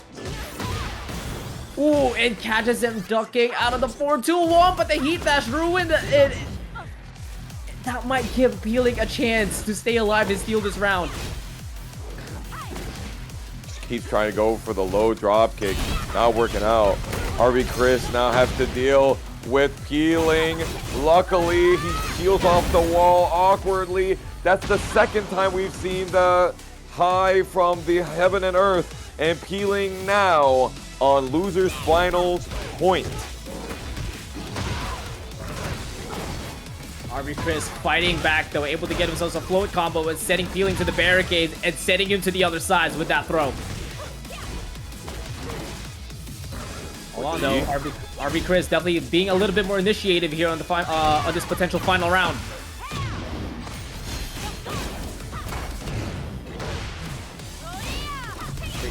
Still utilizing those homing moves like crazy. Bringing him down. Peeling actually tech rolls into the wall disadvantage, but uses the heat smash to get out. Yeah, and also applying all this pressure so RB Cris doesn't have a chance to use the heat meter. And just like that, he's extinguished. 15 seconds left to play. Not a lot of health on RB Cris' side with no resources. A magic pixel in a dream, and he tries to go for the hop kick column, but Peeling shuts it down and eliminates RB Cris. I shall you here. Does she have a 15 frame hop kick? No, she does not. No, so she can't launch the 314. She can't launch the right leg of Fahkumram. So no. Why Link? Maybe it's just this player matchup here. We're about to find out as Peeling starting things off pretty well here against Chop's Fahkumram. A lot of health immediately taken away. Yo, what is this combo? Could have been a lot more, but thankfully for Chop, able to escape out of it. He's been getting so much mileage off of the guard break. Man, with the Plague Doctor mask, got the sickness in round 1.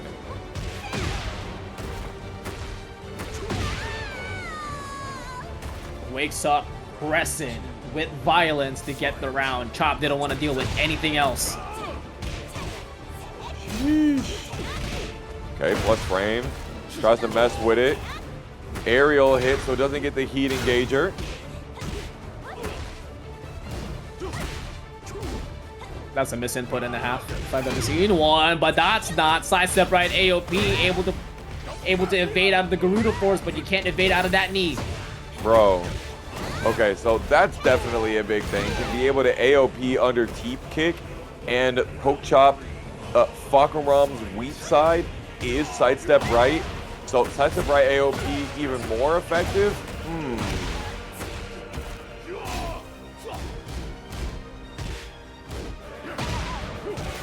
Oh, back turn counter hit on the elbow overhead.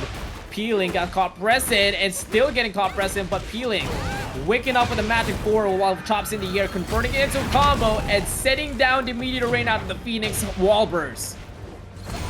Charging things up with the Hypnosis 3 as Chop stays down. I bet he's feeling real nice about being able to punish that button right now. Peeling, getting caught by the Teep Kick. You can't evade all of my mids. Not all of it. That's Chop looking pretty right now. 2 rounds to 1. Floorbird's on deck. But what matters most is that Chop is on fire with heat. There it is, using a lot more of these lows. The lows for Fahk, which are part of Pokchop's game plan, like a very big part of it, are really good against AOP. Huge counter. He still had Tornado? Crazy. Doesn't even matter. Straight into the thunderous heat smash. And Peeling getting gripped up. What a sick ending cutscene, dude. I don't know which one I like more, his or AK's. This one is like giving me like that Akuma stance. Like the way he's posing up. Yeah. It's giving me that Tekken 7 PTSD. Also, I see you in the chat, God. Lucas. Don't think I forgot about you. Thanks for The showing goat? up. The actual GOAT. The W. I saw you asked us how we feel about Armor King. Armor King is great. Yeah, Armor King's fantastic. We love Armor King around here. He's great. And as you can see, if you play well, you still have counterplay to Armor King. Now, technically, these are day one Armor King players, so maybe they've got a little bit of work to do to optimize, but we shall see in time. All right, now, here we are on the same stage, random stage, but we got SpongeBob SquarePants, and this one does karate. Man, this is the weirdest multiverse that I've ever seen. Versus like what? Like a Tron villain? I think it's Ultraman if I got that correctly. Ball knower, I am not. Pokchop being real careful punishing these options that are going to be able to go into AOP, but even the same, Peeling is still able to evade. Oh, but he's unable to break the instant grab wake up out of Chop, immediately giving himself room to breathe, activating heat, but Peeling continues to jab on through to get the round. Looks like Pepsi Man, bro. That's actually, you might be cooking there. You might be cooking there. Bro, this is like Sierra Mist Man we got going on here. I'm colorblind. I know this not Pepsi Man. Damn, the orbital counter hits. A lot of counter hits happening to Chop right now, but the drop double combo gives him the opportunity to come back. And Peeling is actually like evading a lot more here with these sidestep AOPs, but you can't evade out of that Rage Art. Chop activating it at the right time to get 13 health back and to regain his composure. Ugh. Bro, it's giving Budokai when you do the ultimate and then the stage just blows up.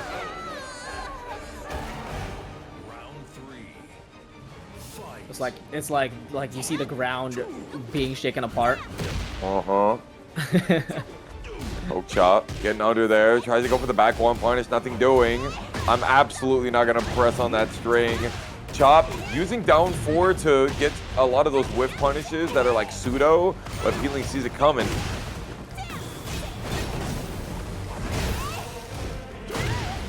Whew. Up 4-3, able to regain a lot of health back here.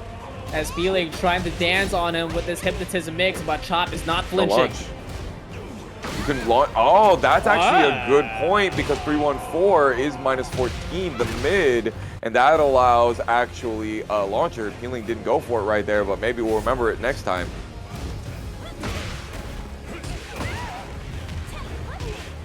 Side steps out of that one, but Chop able to win that trade. Whoa, what an instant step to evade the jet kick out of Peeling. A lot of teep kick. But Peeling's still trying to use a lot of the AOP, and Chop is doing a really good job of calling it out. Wow. 3 hits whiffing on him. No, not like this. He has heat, he has rage, he has every resource he needs. I don't know if that was the right combo route, though.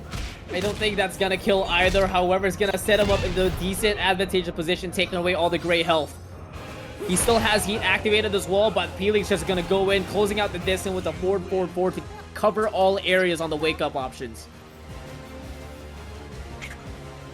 Crazy trade. Makes you think, what if he had not done a teep kick? What if he had done jabs instead? He has really long legs, you know, not just teep kick. 4-3 could have been good as well. Yeah, you know, coulda, shoulda. I feel like teep kick is the option there, though, right? Yeah, for sure. When in doubt, teep kick it out. For sure. We have seen Chop use the teep kick as an insanely good keep out tool a bit. Man, this is giving me flashbacks to the first week where we had Fahk with Landon. Hope he's doing good. Oh, he is. Missed that guy. Yo, big shout out to Landon for graduating college. Getting his degree. Yes, sir. Round 1. Congratulations. Let's go rob him. Pokchop trying to rob this bracket. Doug Rubio trying to give us some extra money in the pot. I feel like some of y'all really want Chop to have this money, and I thank you for it, y'all. Thank you so much for $30 extra in the match arena. Yeah, a total of $180 right now, and Chop getting himself a little bit of motivation, but he gets shut down by peeling spring kick. But it doesn't even matter. Pokchop diving back in with the lows and getting the round. Sidestep forward one more time to get himself the Garuda follow-up. Sheesh. All the evasiveness with how long Fahkumram can go, as well as, you know, sidestep AOPs and stuff. It's been crazy in this set.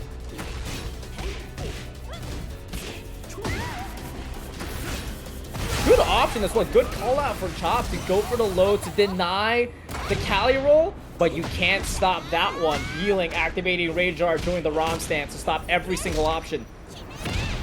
Thanks y'all in the community out there for vibing with us. Hot Dog Bong Water 420, I see you, brother. Beautiful. Stand there, wait for the teep kick to fail yet again. Yo, I don't know what that translates to, but thank you so much for the $1.69 contribution, making it to an uneven $181.69 with prize pool. Nice. XD. 4-4. Sheesh. And into the corner. Lots of extra damage here. 40's pretty damn good, and Peeling is able to peel themselves off the wall, but Chop 2.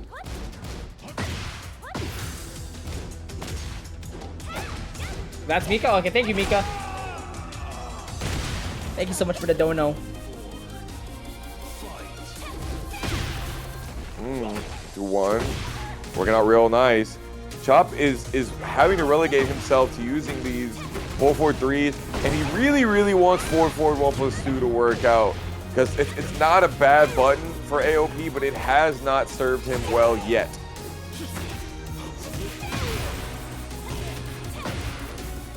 No, he didn't believe on the wall splat. The combo gets dropped and potentially the W, but Peeling dives on through with the low to get the lead. It is Peeling with 2 games up to 1. A little bit of that toxic crawl into the art of feet of stance as well. Spirit, I gotta be honest, man. I feel like Chop is using lows to catch the Art of Phoenix, but there's gotta be something else. What is it, man? I don't know, but the way that you mentioned that Chop is using these lows to catch the AOP, but Peeling is also making those read that Chop is using those lows, especially those 4-3 orbital has been doing a lot of mileage in this matchup. So sidestep 4-3, giving him a counter hit launcher, and then just mixing things up when it comes to the AOP stance, whether it's the low or going up in the air, then going for the low. Peeling has been covering his areas very well. Factual, and staying very active, very difficult to get a hold of. Both characters can do really well. You know what we don't see too much of anymore? Waning Moon. It feels like Peeling doesn't use Waning Moon almost at all anymore. Oh, I feel like he's about to use that now, but speaking of which, sidestep 4, we haven't seen that either as well. Peeling able to find one with the counter hit, taking away the floor burst. Question is, y'all, are you feeling it now? I'm definitely, yeah, you know what? As soon as I said that, the stop frames. Sheesh. What the hell was luckily, that? Chop wasn't feeling that corner getting blown up by the 4-2-1-2 spike. God, the heat smash. Chat, y'all saw that, right? You guys saw that interaction. Great. Ooh, pick him up and slam him down with the left foot. No punish? Yeah, no punish, but it doesn't even matter. Finding its target with an up 4-3 Chop. Pushing Peeling all the way to the wall, trying to suffocate him. But the way that Peeling is just sidestepping out of there, just changing the tides. A Moki to deal with. Chop still having to use the deep kick. It can get you killed using it too much. Trust. He's waiting for the rage art. It's not coming. Even Peeling was able to make a read out of it and able to add more salt to the wound with that down back 2 counter hit. It is now a set point for Peeling and gonna start things off here hot with the counter hit while standing 2. The combo does get dropped, but Peeling is not stopping. Can't stop, won't stop. He first moves a little bit over to the right, still keeps all of that guaranteed damage. Moving further forward, more plus frames. Chop has to come back at some point, but then the wall standing for guaranteed in that situation stops it with a 23-second perfect, and Peeling is back in his second place position, guaranteed. I don't remember that character panel. That's a sick-ass character panel. Here we go, though.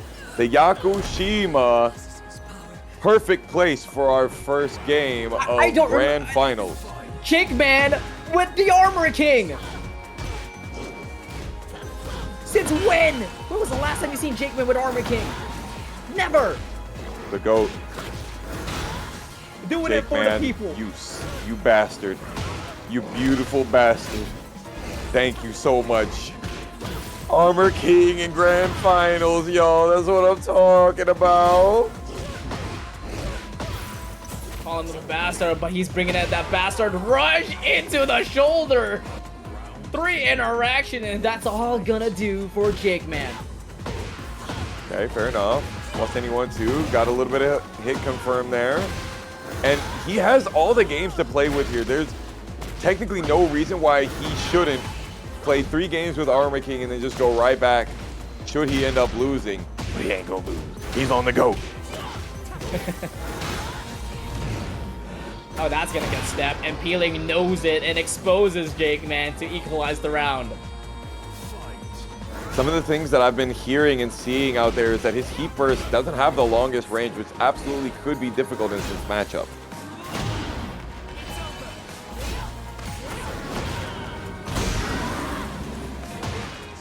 That move is insane. Yeah, it's only 34 damage, but it's solid and does not take damage in heat. Look at the anathema dwindling down. Jakeman got those. He's able to get more meter as well, but with heat out of that one. Plus frames on plus frames. Trying to get that Stone Cold Stunner, but Peeling catches Jakeman off in the air, trying to get that hop kick. But he's playing a little bit of spacing game right now, but he's got to do something about it. I called that? That was crazy. I guess it is steppable. It seemed like there was like a hell of a lot of evasion right there. But Dr. Jakeman really showing out how great Armor King's backdash is. The movement is crisp. But we'll talk about the retaliation right now by Jakeman out of the heat engager. Going for the power crush to get the Bad Jaguar stands, but Bad Jaguar is going to get silenced here as Peeling forces us a final round.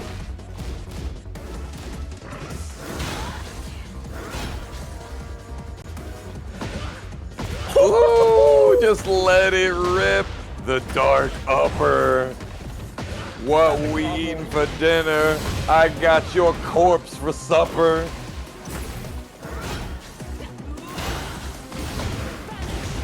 Oh, God. Trying to challenge it with his own plus frames, but Peeling able to push Jakeman away to give himself room to activate his heat burst, but Jakeman going for the big boot into the Bastard Rush Tornado Flip to get a full-on combo. Peeling trying to get as much health back with the heat. Yeah, he can just continue doing that because look at the amount of gray that is on his side. Okay. Peeling spends the anathema right there. And that is going to give him game 1 on that Zafina. Chat, I want to hear what your thoughts are on Dr. Jakeman's Armor King. Actually, not bad. Pretty good Armor King, considering that I've never seen him play Armor King ever, even during the Tekken 7 days. Damn, that heat dash combo was kind of booty because he didn't do the power bomb on the end. But when you didn't think you were going to do the heat dash from an aerial hit and you have to be able to, you know, convert and make things happen, still got 30-something damage off of it. All the same, for the most part, I like what I see.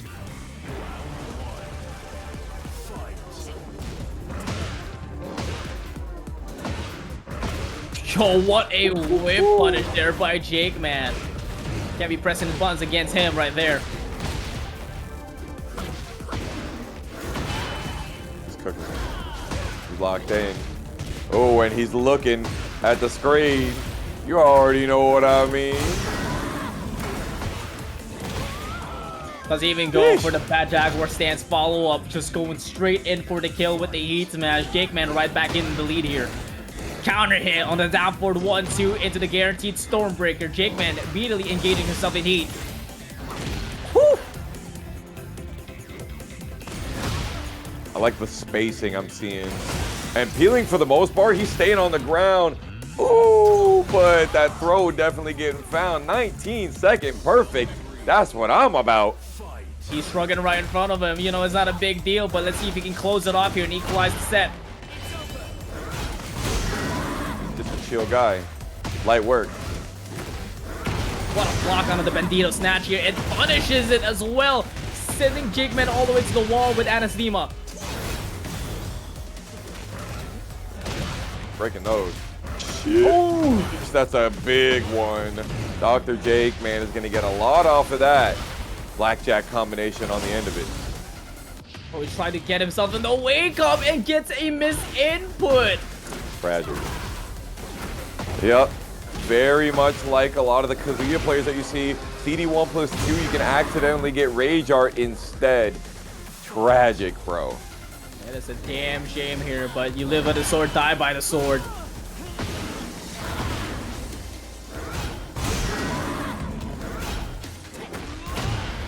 Oh, the spacing trap there by peeling out of the back wall. +2, but you fell for his trap from his wake-up hop kick. SoCal hop kick.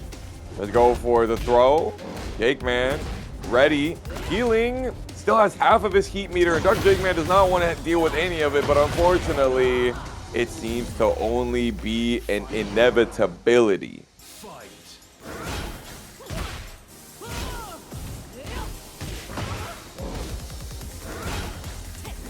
Not seeing a lot of the bad Jaguar spirit. No. He's playing good kitty right now.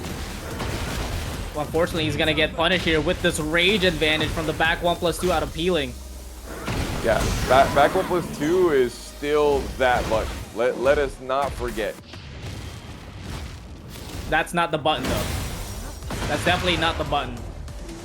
JAKEMAN trying to get that call out from the Rage Art, and peeling is sitting comfortably on a 2-0 scoreline. One more to reset the bracket.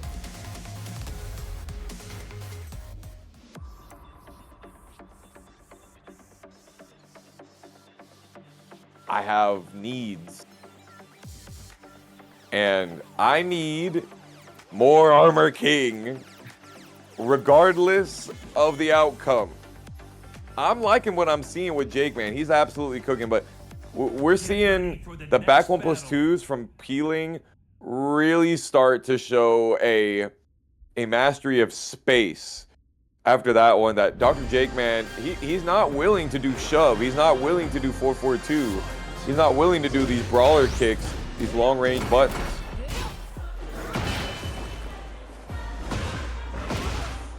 He's willing to do that freely, though. It's almost like we're watching Joonya 20Z with that one, with that keep out dark uppers. Ugh, 90 damage is pretty damn good. Oh, didn't use a heat engager. That's it. All right, back into it. React, Jake. No. React. Yo. Sidestep duck into hop kick, but off axis. Gotta have those combos. Dark upper not punished properly. That's one of the hardest things. The amount of times I've tried to punish the -10 dark upper with a jab, and then I just get ducked and while standing one on. God. The amount of times that JAKEMAN has whip punish peeling with that dark upper. Look at that damage. I don't know if this is even gonna kill. Nope. He runs a spear at the end though. Working out. Really getting under. JAKEMAN sending the heat smash to stop anything of some sort of a comeback. Oof. He's cooking. 25 frames slow, but unreactable, question mark. No duck and no heat dash by JAKEMAN. Able to find an opening on the down back 2-1, and Peeling has a chance to activate Heat Burst. Trying to make a comeback out of here, but JAKEMAN charging things up here with the Mexican uppercut and pushing Peeling away, but he whiffs right in front of Peeling. But it doesn't even matter. Jesus. Forward, forward, 4. Oh. I love how they updated that win pose for Tekken 8. It is so sick.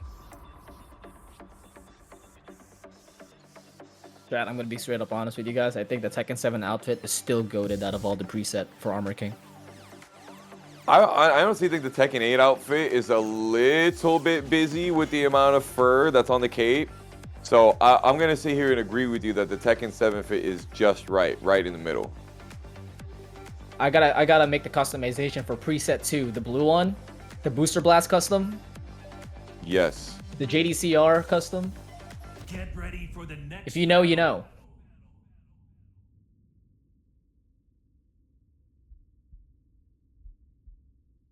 Back on the Phoenix Gate. Hasn't been too long since we've seen it.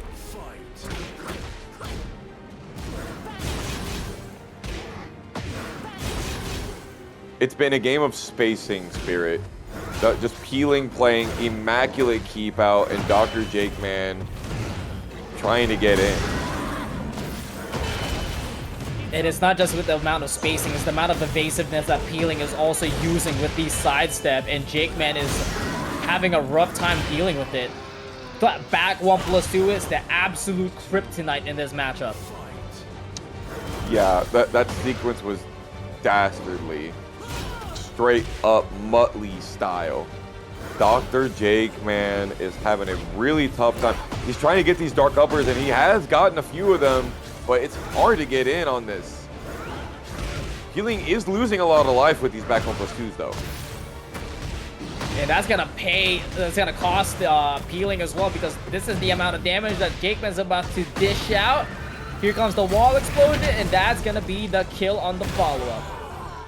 Here comes the boom right now. Yeah, Peeling lost like at least 30 health on those back 1+2s. Really made it so Dr.TheJAKEMAN only needed one combo to be able to kill. That's one way to start things off. Get off the ground. Going for the chop overhead. It's Peeling. Not a lot of damage receiving, surprisingly. Yeah, you're in weird aerial state in that one, but at least JAKEMAN not getting hit by the floor blast, but the pixel perfect on the low counter hit from the heat burst. This could be the kill here with forward 1+2 heat dash from Peeling. With the just frame as well, and Peeling is sitting on reset point. And the down jabs working out. I'm a real King player. I actually do break throws.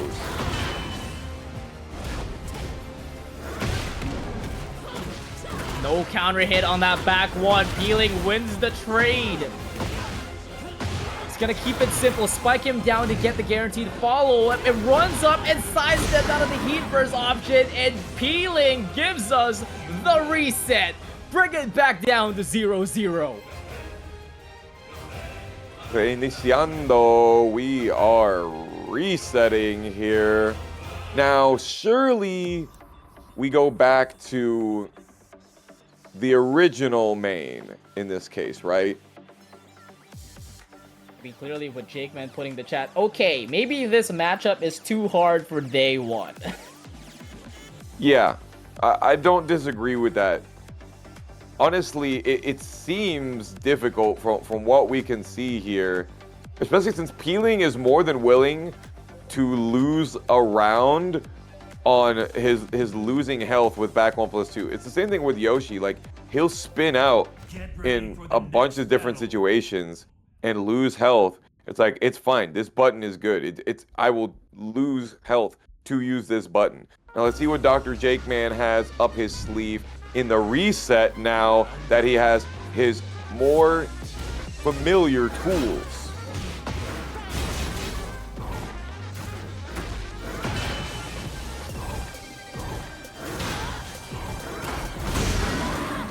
Damn, what? Even with the beast armor? Hello? Not natural combo? Unfortunate, but he still got the wall splat from the rolling Sabat. Most importantly, he's going to regain a decent amount of health back as well with that great health gone.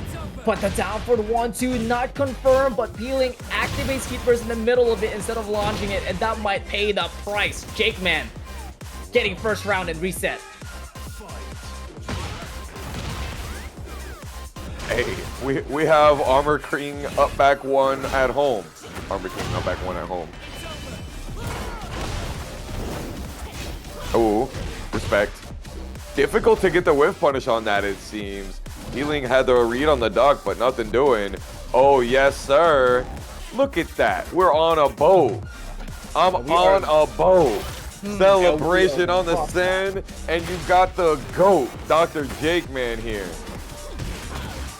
Reverse spring kicks out of it, works out in his favor with that whiff. But it doesn't do, it's not gonna do too much as JAKEMAN's back up against the corner. But he's gotta step out of there and using the homing move to get Peeling, securing himself on match point. Nice. Great block and great punish as well for JAKEMAN, able to get the wall standing gut punch. You saw the YouTube video, dog. Just react. Shove whiffing there is crazy.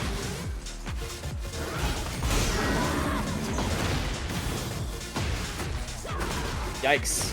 Peeling down forward 1-1. Heat dash conversion, sending JAKEMAN all the way to the wall, but misses it. And he's able to step out of JAKEMAN's wake-up option out of that heat smash. Peeling definitely staying alive here, extending gameplay with the down forward 1 barrages. Done. Yeah, okay, that's fair. Great option against the back 1+2 because if it gets absorbed, it does have quite a bit of recovery. Ooh, I like that option. Stop brain.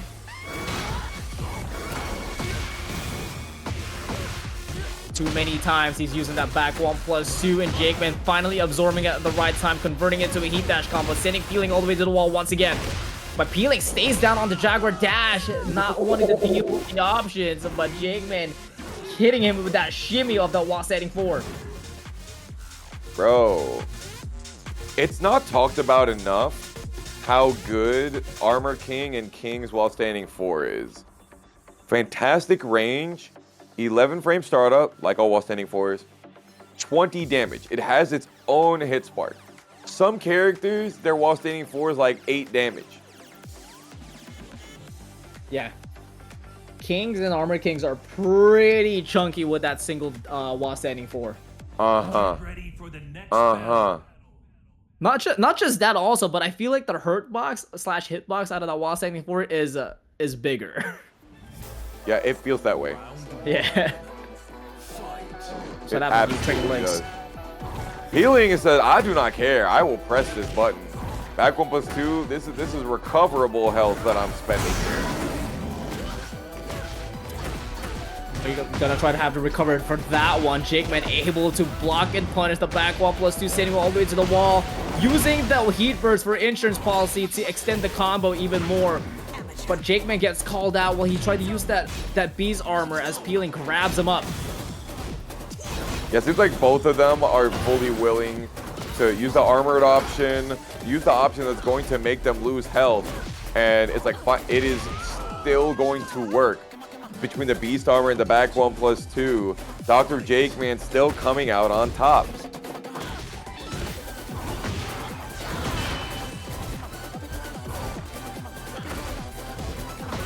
Beast armor is actually mad good versus that stance, but Peeling has great counterplay here. Great launch. Okay. Does he want the wall? Doesn't matter. He ain't gonna get it. Oh, but he's gonna get the trade. Better result there for Peeling. Wow. Equalizing it up. Those 2-1s. Finally got the crouch dash mixes now that he's not spamming back 1+2. Dragon Sleeper. Ooh, Into the orphans pedigree. talk to him. Time to play the game. And Peeling is definitely playing now. Has the install activated. It continues to go into Tarantula, going for the low to cancel out the muscle armor. Oh, you can't cancel out of that one. Is this gonna kill? No, it Nah. will not. He's able to tech out of it, but he whips right in front of JAKEMAN, and JAKEMAN kicks Peeling out of the curb.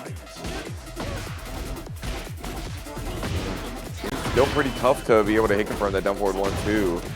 Peeling getting low parried here, even though he was starting to get a little bit of pressure. Do we see a wall? Not quite. And he's not ducking neither. But he's pressing big time, able to win the challenge with that down forward 2-1 double hook disaster. Drops the combo, but he's able to reset the damage with another chain grab. We are on the beach, but we're definitely crossing the bridge. 85 is crazy amount of damage. Will he go for the alley kick, or will he stick with the down forward one? Neither. He goes for the back through the big boot. And now Peeling, I gotta think, switches up the character. Spirit? It's gotta have to. I really think the Lidia is gonna be the play here.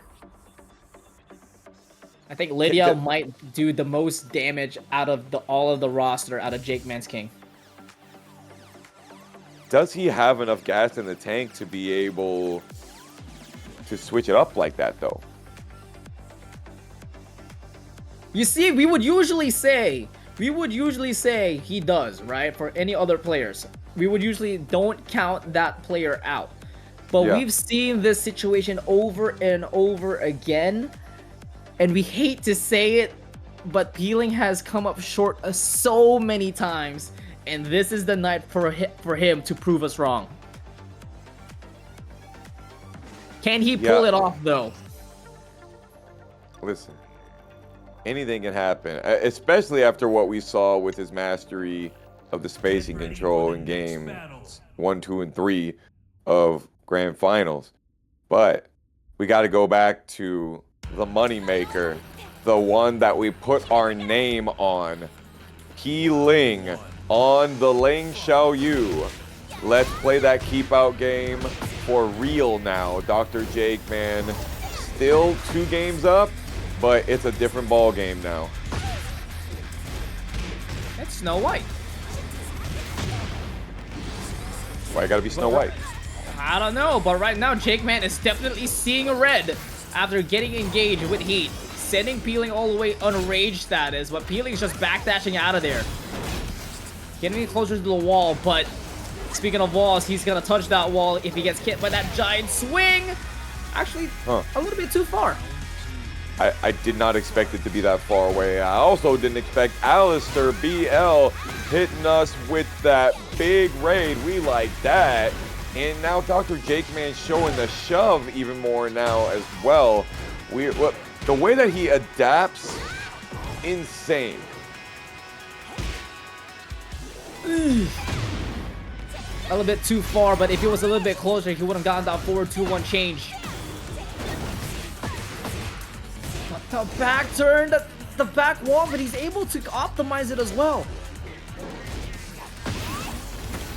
I haven't seen that hit very often today. Peeling has chosen to not allow it to hit again in this one. 2 jab right there is crazy. Can he keep that going? No way. Does he rage art? No, he's gonna keep on the pressure, and he flinches. JAKEMAN robs the round out of Peeling, and he's on championship point. Waited for the AOP to be less evasive. He still sat there and was like, I'm pretty sure Gut Punch is going to catch you at this range. Not quite. But once again, the Beast Armor, the kryptonite of Peeling's game plan these last 3 games. Don't throw it to him! Finish him off. Put him in a coffin. The rolling death cradle. And you know you got the heat smash ready to go, locked and loaded. Peeling says, I got one myself. Don't count him out. Peeling still very much in this game, but JAKEMAN is gonna put Peeling to sleep with the DDT. And JAKEMAN prevails to be your champion for TEKKEN Never Sleeps number 87.